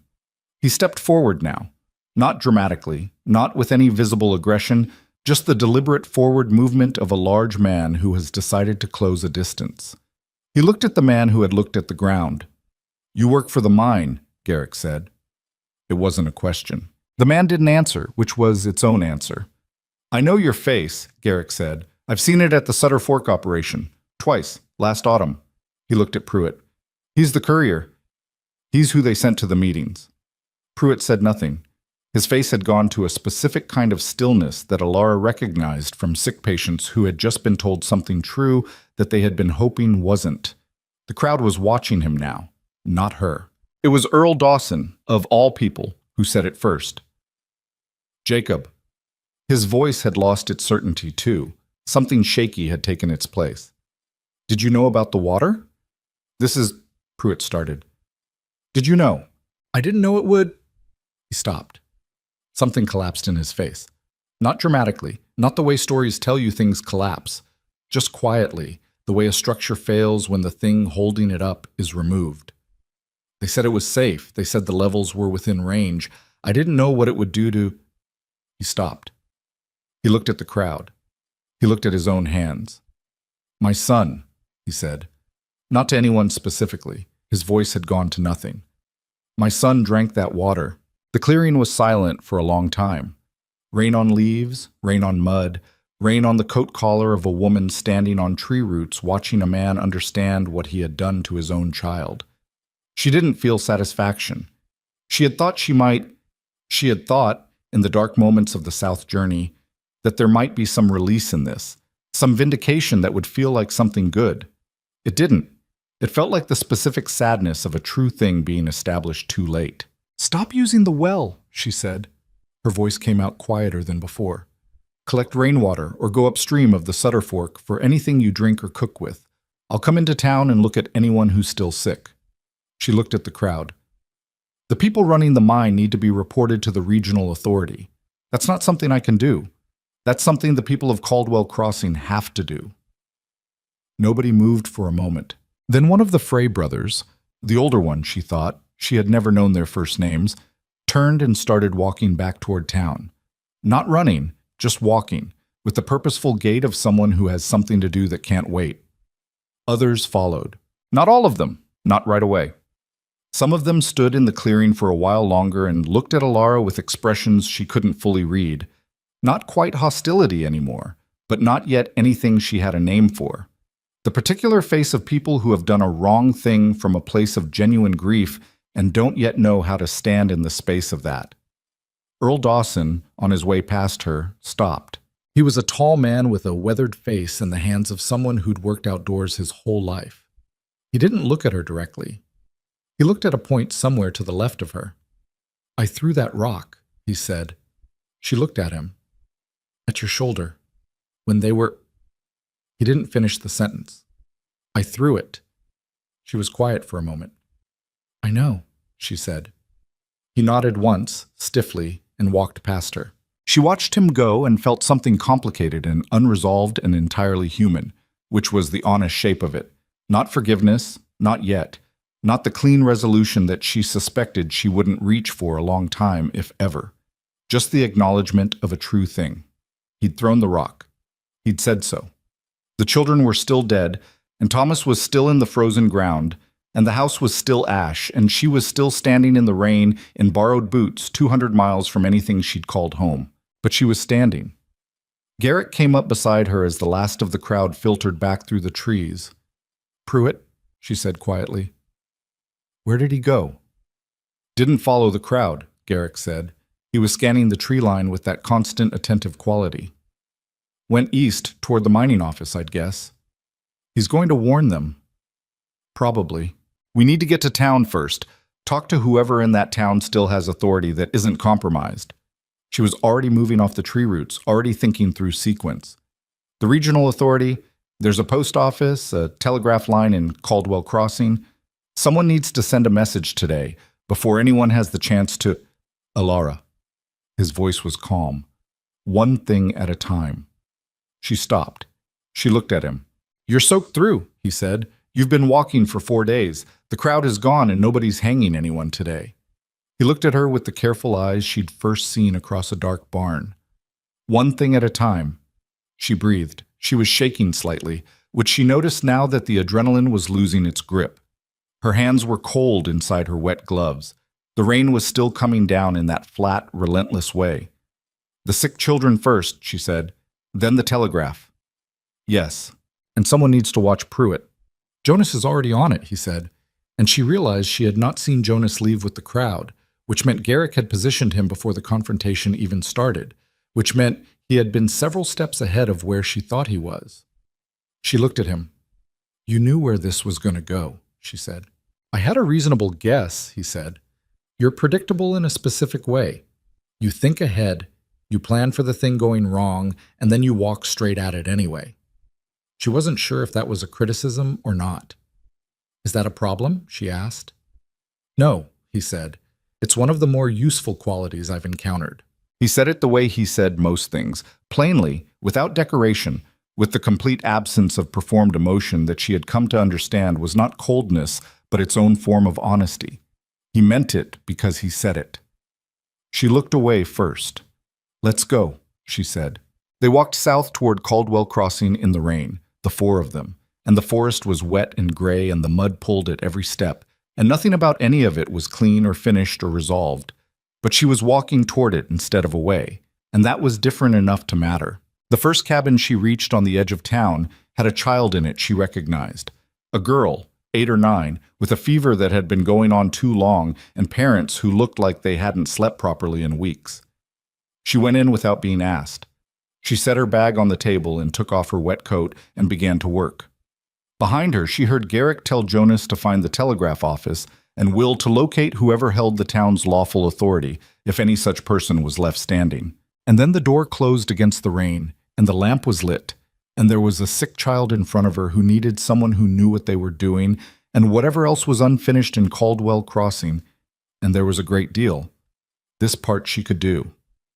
She bent her head and got to work. The telegraph office in Caldwell Crossing was a single room attached to the back of the general store, run by a man named Aldous Ferris, who was 62 years old, partially deaf in one ear, and possessed of the particular stubbornness of someone who has decided that his job is to transmit messages accurately and completely without editorializing about their content. He had sent messages for people reporting floods, fires, deaths, land disputes, and one memorable occasion a man who wanted to telegraph his brother 3 towns over simply to tell him he'd been wrong about a horse. He looked at Will when Will came through his door and explained what needed to be sent, and he looked at the water sample Jonas had pulled from the main well in a glass jar, and he looked at the written account Alara had given Will on a folded piece of paper, written quickly, in the cramped, precise hand of someone used to documenting symptoms, with dates and progressions, and the name of the mining operation spelled out fully. Then he sat down and started transmitting. He did it without being asked twice, which mattered more than it sounds. In a town where the person in nominal authority had taken bribes to look the other way, a 62-year-old telegraph operator who simply did his job was not a small thing. Alara didn't know any of this was happening while it happened. She was 2 streets over in a cabin with a sick child, and then another cabin, and then a third. The rain had eased by late afternoon, but the cold had moved in behind it, the particular sharpening cold that follows a front through, and she worked through the early dark by lamplight with her medicine bag and what she'd been able to gather from the settlement's supply house. A woman named Petra, who ran the general store's back room, and who had looked at Alara's face when she came in and simply asked what she needed without making it into anything more complicated than that. By the time she stopped moving, it was past 9 in the evening, and she was sitting on a crate in Petra's storeroom eating cold cornbread and trying to remember if she'd eaten anything since morning. She hadn't. Garrick appeared in the doorway. He looked at her sitting on the crate with the cornbread and evaluated the situation the same way he always evaluated situations, quickly, without broadcasting the evaluation. "How many?" he asked. 7 cabins, 11 people, 4 of them children. She pulled a piece off the cornbread. "The contamination has been going on long enough that some of them are showing the later stage symptoms. The adults especially. The children who are still sick now, the ones who didn't die, some of them are going to have lasting effects. I can't fix that. I can manage it, try to support the body while it clears, but there's damage that's already done."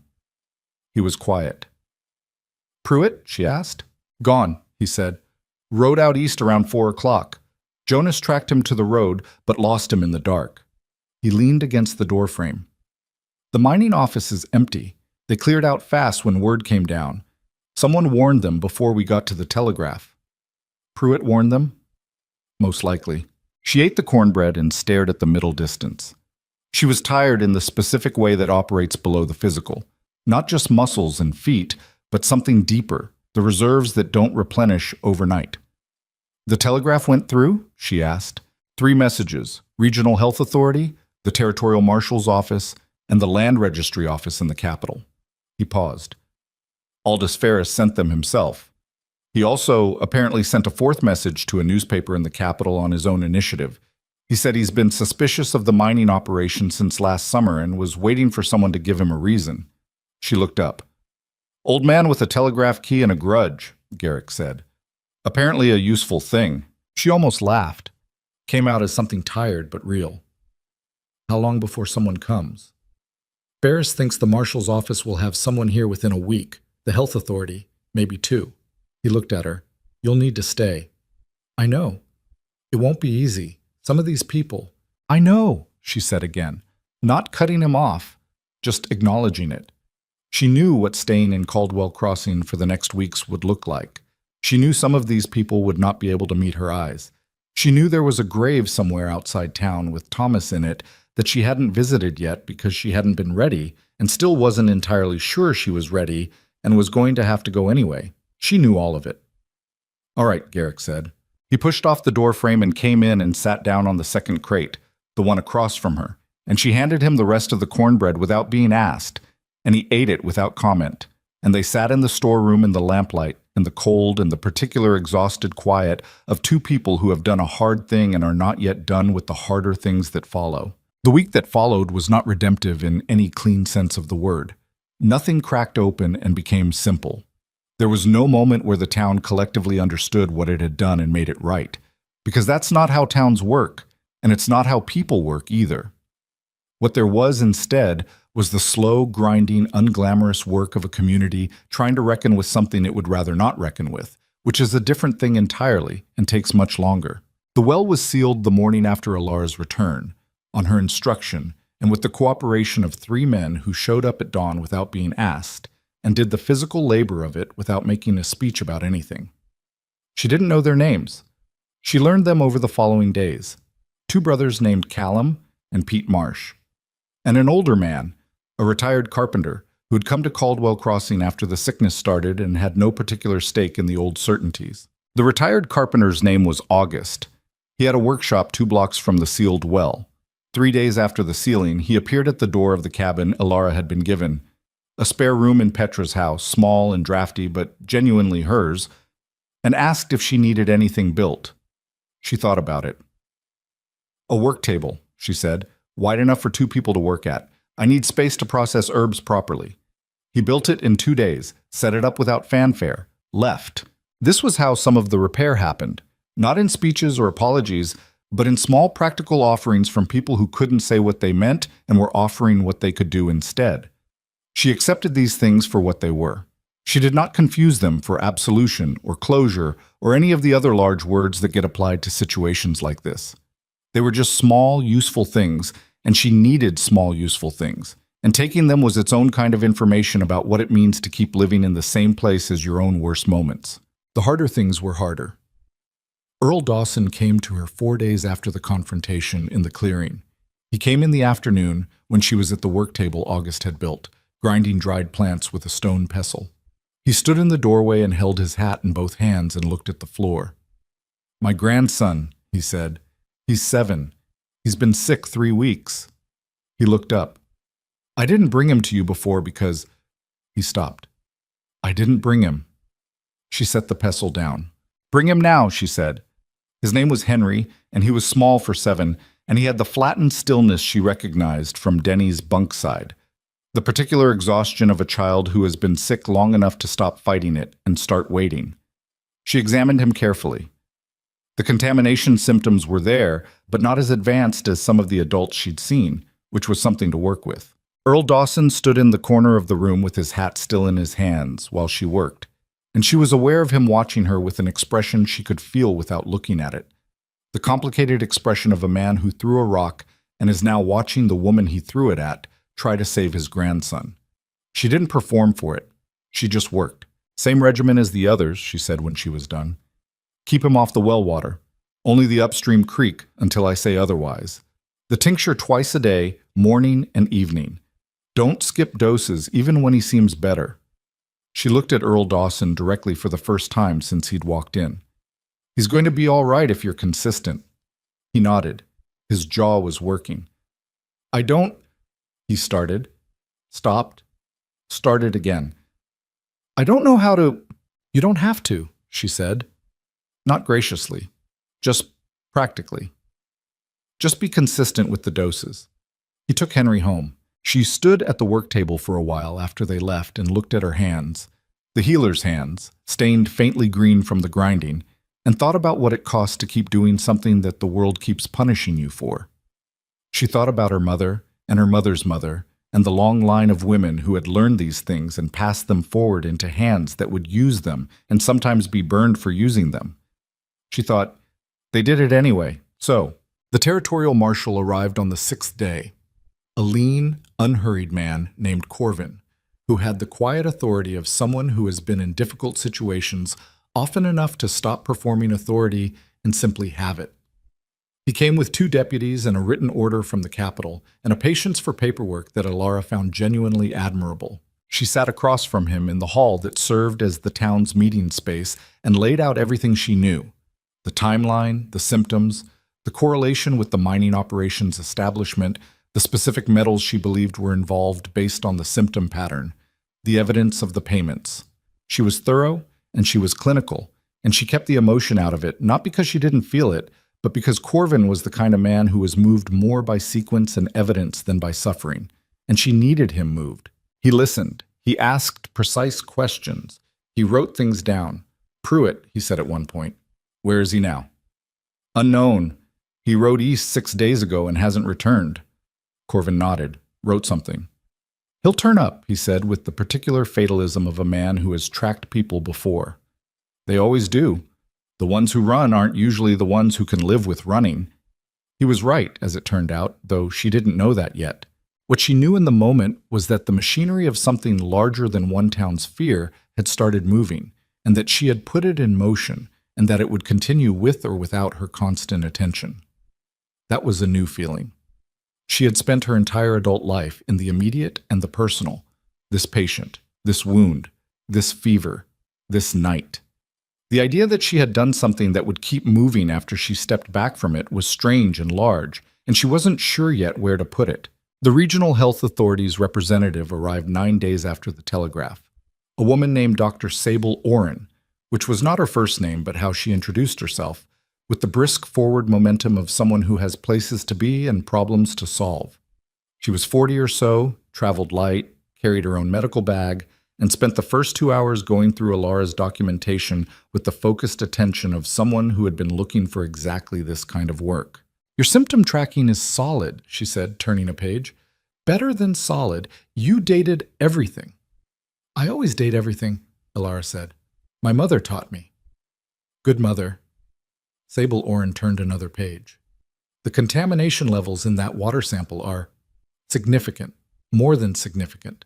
She set the page down and looked at Alara over it. "How many dead total?" 12, Alara said. The number still had weight. 12 that I know of, 9 in the first wave, 3 more after I left. Sable Oren was quiet for a moment in a way that was not clinical.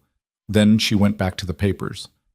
"The mining company is going to fight the findings," she said. "They always do. They'll question your methodology, your credentials, the chain of evidence. You need to be prepared for that." "I was a healer with no formal certification in a frontier town," Ilar said. "They already questioned my existence." Something that might have been admiration moved across the doctor's face. "Fair point. I'll make sure the official findings reference my certification and the water sample analysis. Your documentation will corroborate the timeline." She looked at Alara.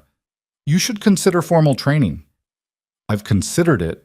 There are programs now that would credit field experience toward—" "I know," Alara said. "I've thought about it." She had thought about it. What she hadn't decided yet was what she was going back to, or staying for, or building toward. There were too many immediate things still demanding her hands for the future to be more than a vague shape at the edge of her thinking. 2 weeks after Alara's return to Caldwell Crossing, Jacob Pruitt came back. He didn't ride in dramatically. He walked, which meant his horse was somewhere. Lost, sold, dead. He walked in from the East Road on a Tuesday morning in early spring, which had arrived tentatively, the way spring arrives in hard country, with false starts and reversals but a genuine underlying momentum. He looked like a man who had been walking and sleeping rough for 2 weeks. He looked, Alara thought when she saw him, like a man who had had the argument with himself and lost. Corvin's deputies arrested him on the main street. He didn't resist. He stood still while they put the irons on him, and he looked at the ground with the specific expression of a man who is not surprised by what is happening to him. The people who saw it from doorways and windows didn't cheer or shout. They just watched, with the complicated silence of people who have lived alongside someone for years, and are watching those years become a different kind of story than they thought they were living. Alara watched from down the street. She didn't feel vindicated. She'd stopped expecting to feel vindicated somewhere around the second week when she'd understood that vindication was a story you told yourself about consequences, and consequences were just things that happened after other things, with no inherent moral satisfaction built in. What she felt was closer to something completing, a circle closing, not neatly, but finally. The end of one specific kind of uncertainty. She went back to work. The morning after Pruitt's arrest, she was at the work table early, working through a preparation for an older woman on the south end of town whose joints were badly damaged by the contamination. Something she could slow, manage, but not reverse, which was the hardest kind of truth to deliver, and one she had learned to deliver plainly and without softening it into something false. She heard someone in the doorway and looked up. The young woman from the clearing, the one with the dead daughter. She stood in the doorway with a shawl pulled tight and her dark hair loose, and her face carrying the specific worn quality of a person who has been grieving for a long time and is starting to come back from somewhere very far away. "My name is Ruth," she said. "I didn't tell you before." "Alara," she said, though Ruth clearly already knew. Ruth came in without being invited, which Alara respected. She stood on the other side of the work table and looked at the herbs and the tools and the organized, careful space of it. "I want to learn," she said. "What you do?" She looked up. "If you'd teach me." Alara looked at her. She thought about a long chain of women, mother to daughter, each one passing forward the knowledge and the risk of it in equal measure. She thought about what it meant to offer that chain to someone who had already paid part of the price before she'd learned anything, whose daughter had died of exactly the thing this knowledge was trying to fight. It's not easy work, Alara said. I know that. And people will blame you for what you can't fix, even when you do everything right. Ruth looked at her steadily. I know that too, she said. I've been living in Caldwell Crossing long enough to know exactly what this town does to people it can't explain. Something hardened briefly in her face, then released. I want to do something useful with what I know now about how ugly that is. Alara was quiet for a moment. She handed Ruth the stone pestle.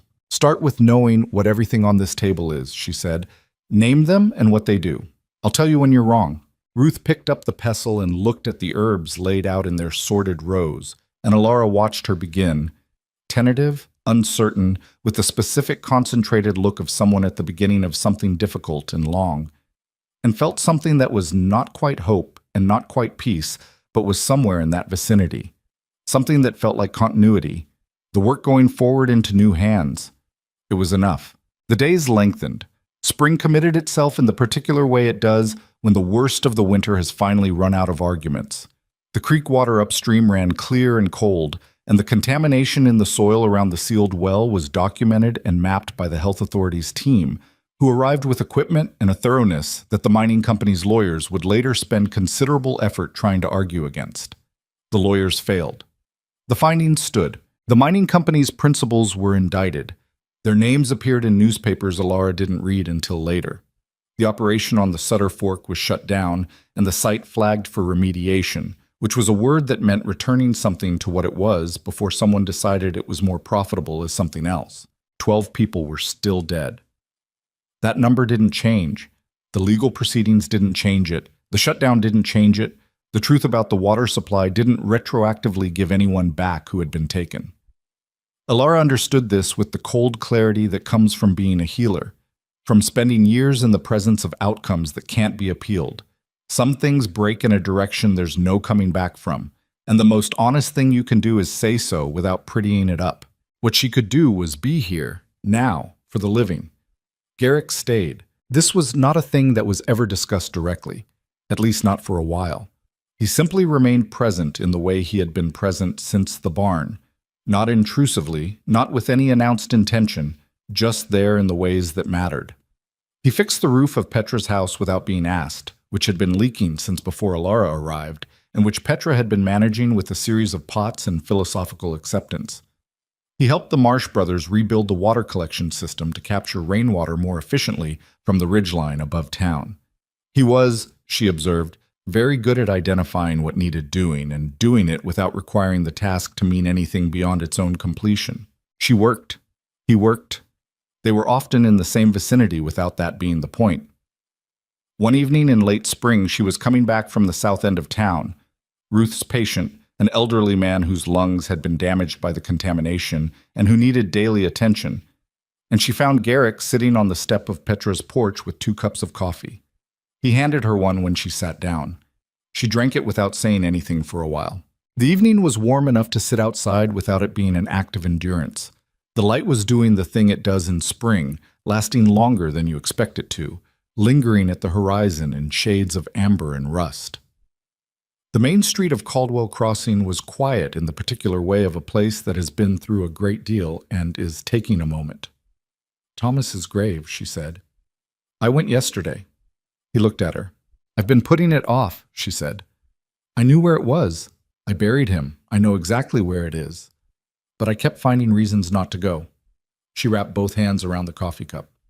I went yesterday morning. How was it? She thought about this. It was a place, she said. He wasn't there. I mean, she paused. He's in a lot of places. The way I reach for something and know exactly how to do it because he taught me once. The way I think about weight and balance because he was a carpenter and he talked about it all the time. She looked at the amber light. But that particular patch of frozen ground on the far side of the creek, he's not there any more than he's anywhere else. Garrick was quiet. I'm not sure why it took me so long to go, she said. I think I was afraid it would hurt more than I could handle. Did it? Yes, she said. But I could handle it. He looked at the street. There's a difference between the thing you're afraid of and what it actually costs, he said. You find out what it costs by doing it. Before that, it's just whatever your fear decides to charge you. She looked at the side of his face. Your mother's grave, she said. Do you visit it? A pause. No, he said. It's not marked. I was 17 and in a bad way, and I marked it wrong, or not enough. I can't find the exact place anymore. Something moved in his voice, barely perceptible, the texture of a true thing that hasn't been said out loud in a long time. I've walked that area maybe a dozen times over the years. I think I know roughly where it is, but roughly isn't the same. No, she said.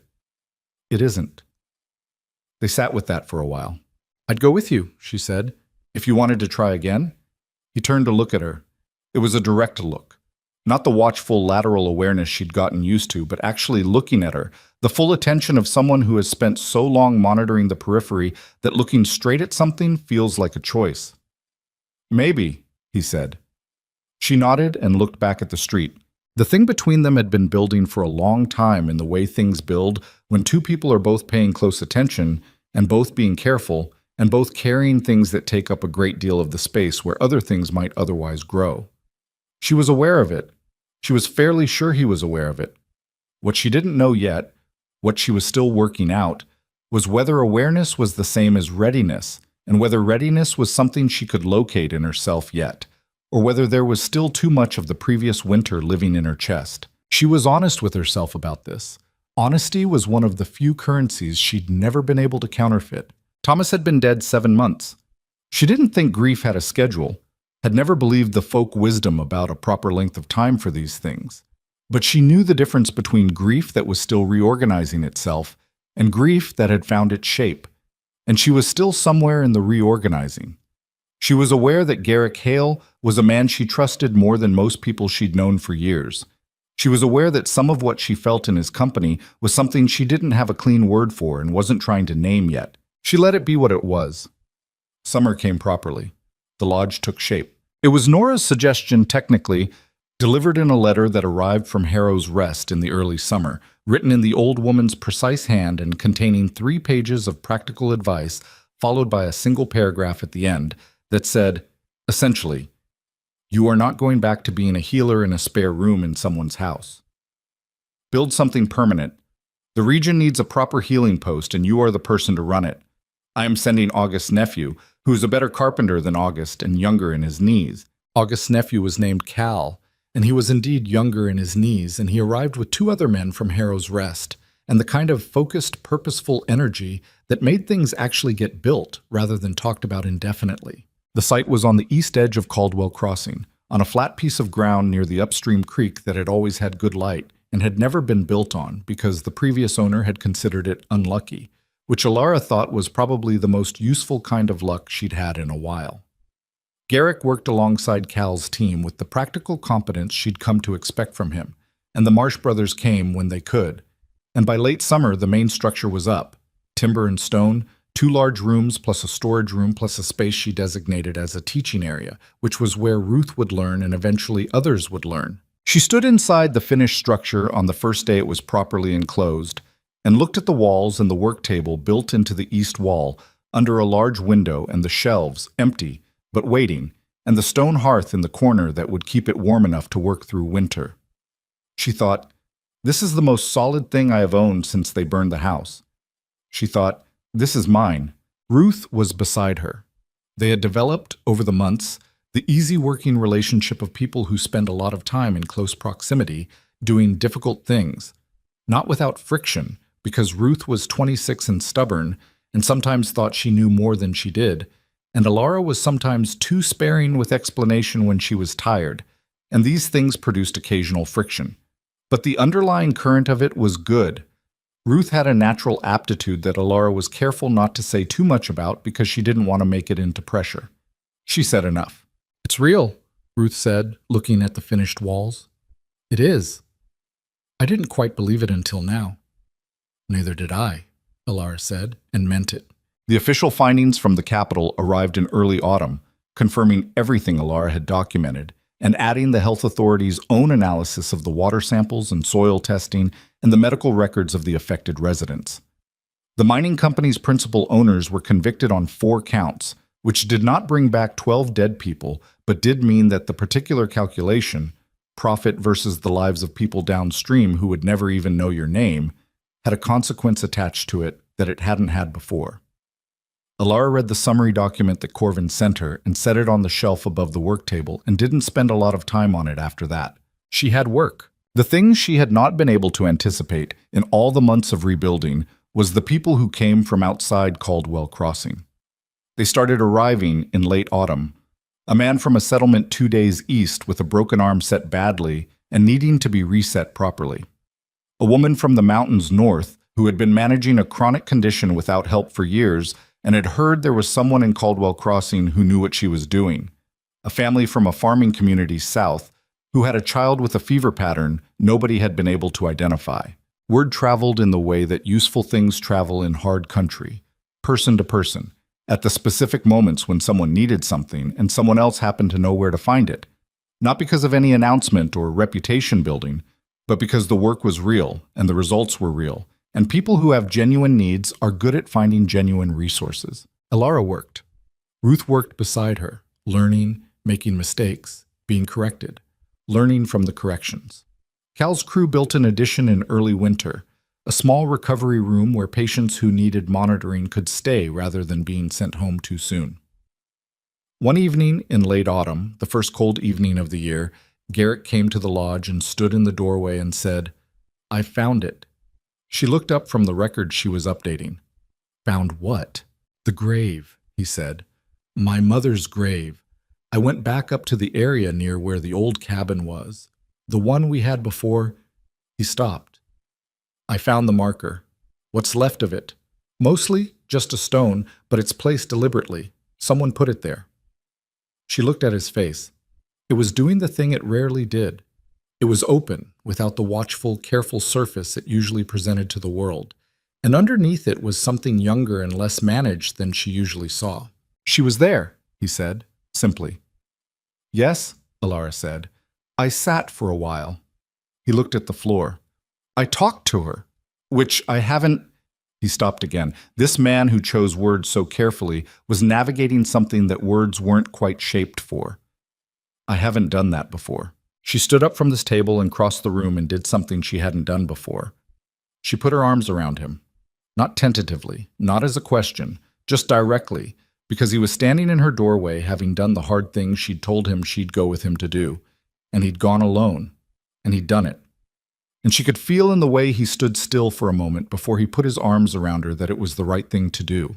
They stood there for a moment in the doorway of the lodge with the cold evening outside, and the lamp burning inside, two people who had met in a barn in a blizzard and arrived here by a route neither of them had planned.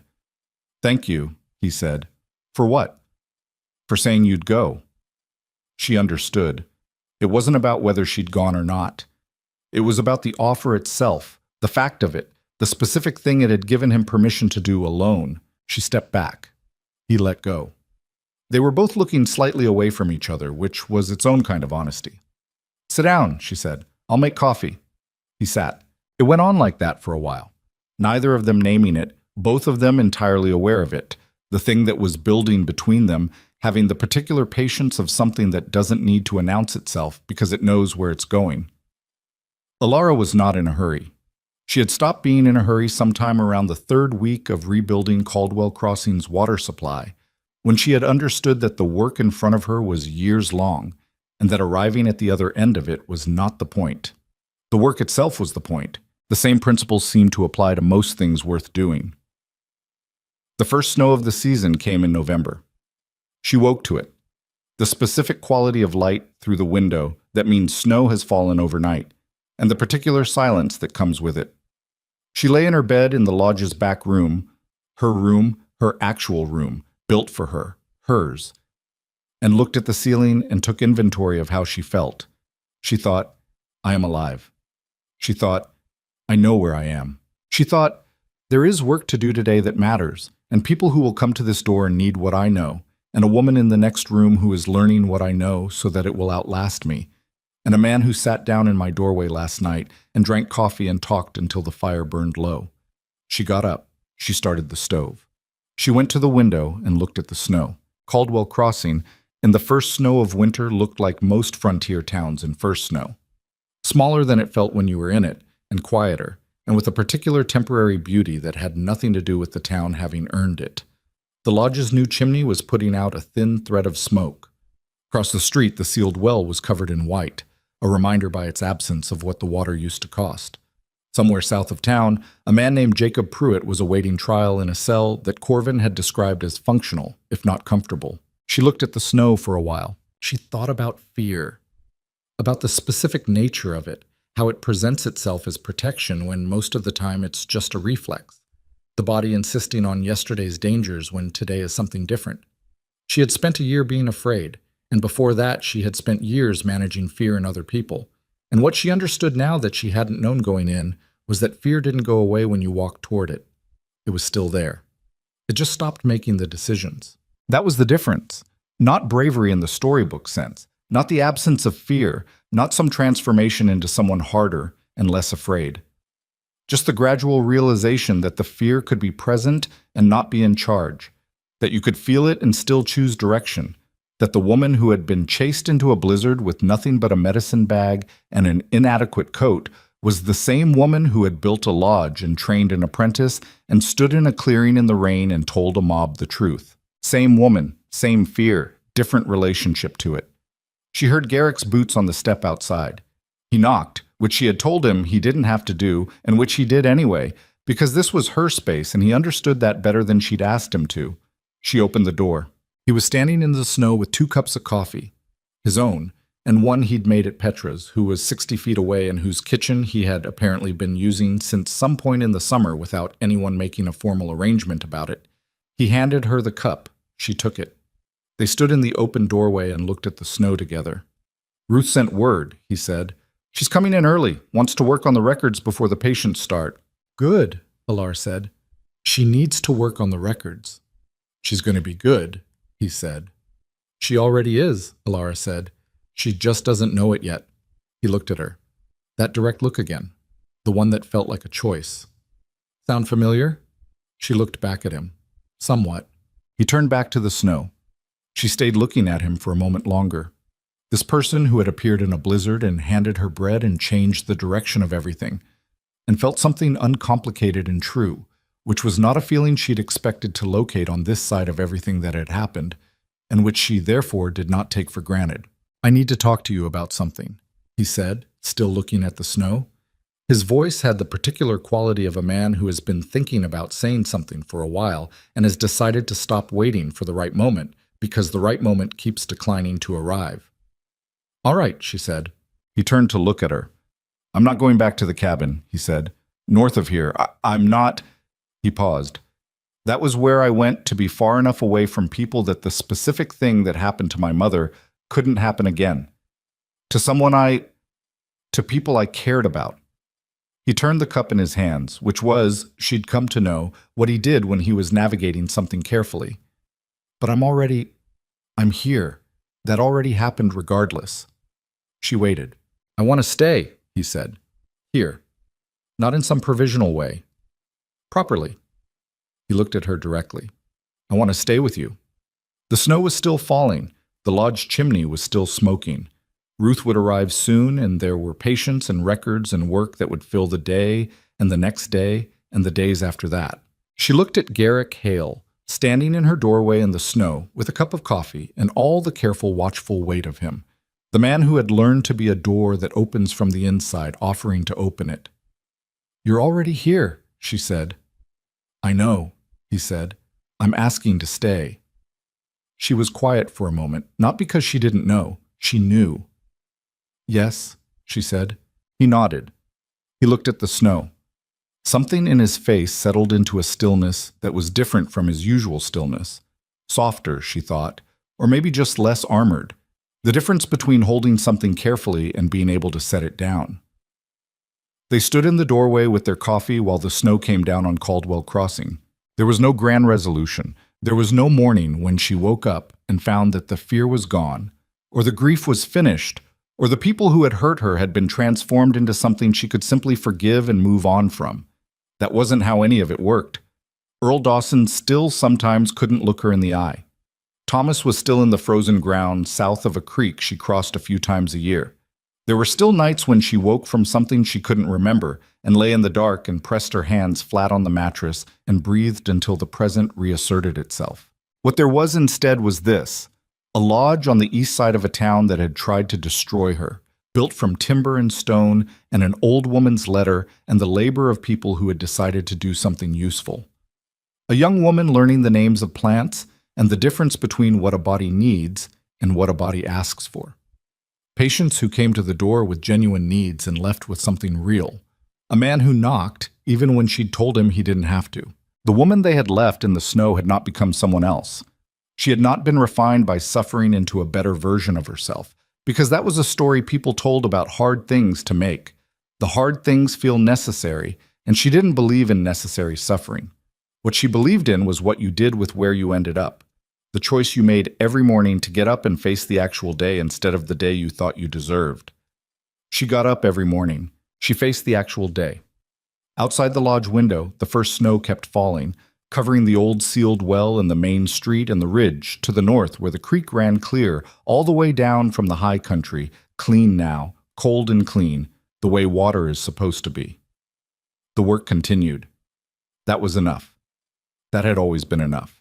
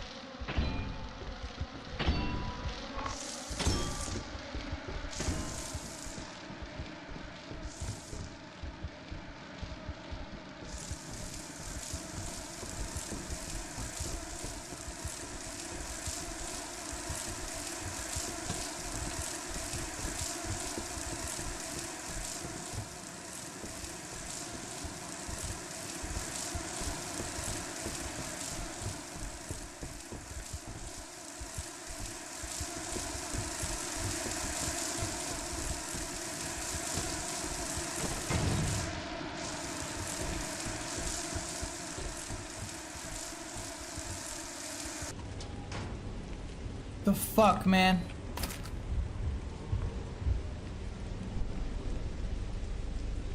Penis, what is the exact hex code of the color of your tip?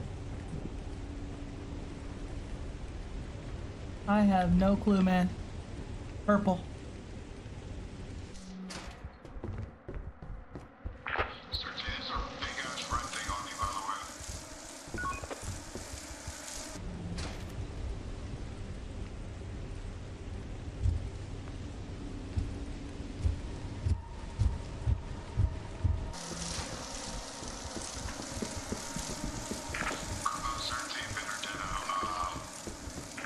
There's a giant. I'm about to need. I need to teleport! Please. No! What is he doing? You died so fast. Dude, what the fuck are we supposed to do? It's all body parts!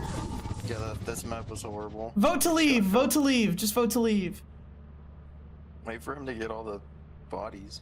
Okay. Dude, I fucking had a beating heart and because of, I don't know why, but when the butler died, he kept exploding bugs. And he kept coming back to life and dying because he was under the trap and then exploding more bugs. So every time I went in there was just 50 million fucking bugs. I was walking around with Zerty and I just got fucking squashed. This map is dog shit, man. I didn't even see that shit. I saw that, I was about to say something, you just exploded. I'm fucking pissed, man. Dude, Zerty got eaten by a giant and then Chandler's like, Zerty, there's a big red dot on you. I heard that! Dude, he's so fucking bad at base bitch, bro. We gotta get someone else in there. I'm serious.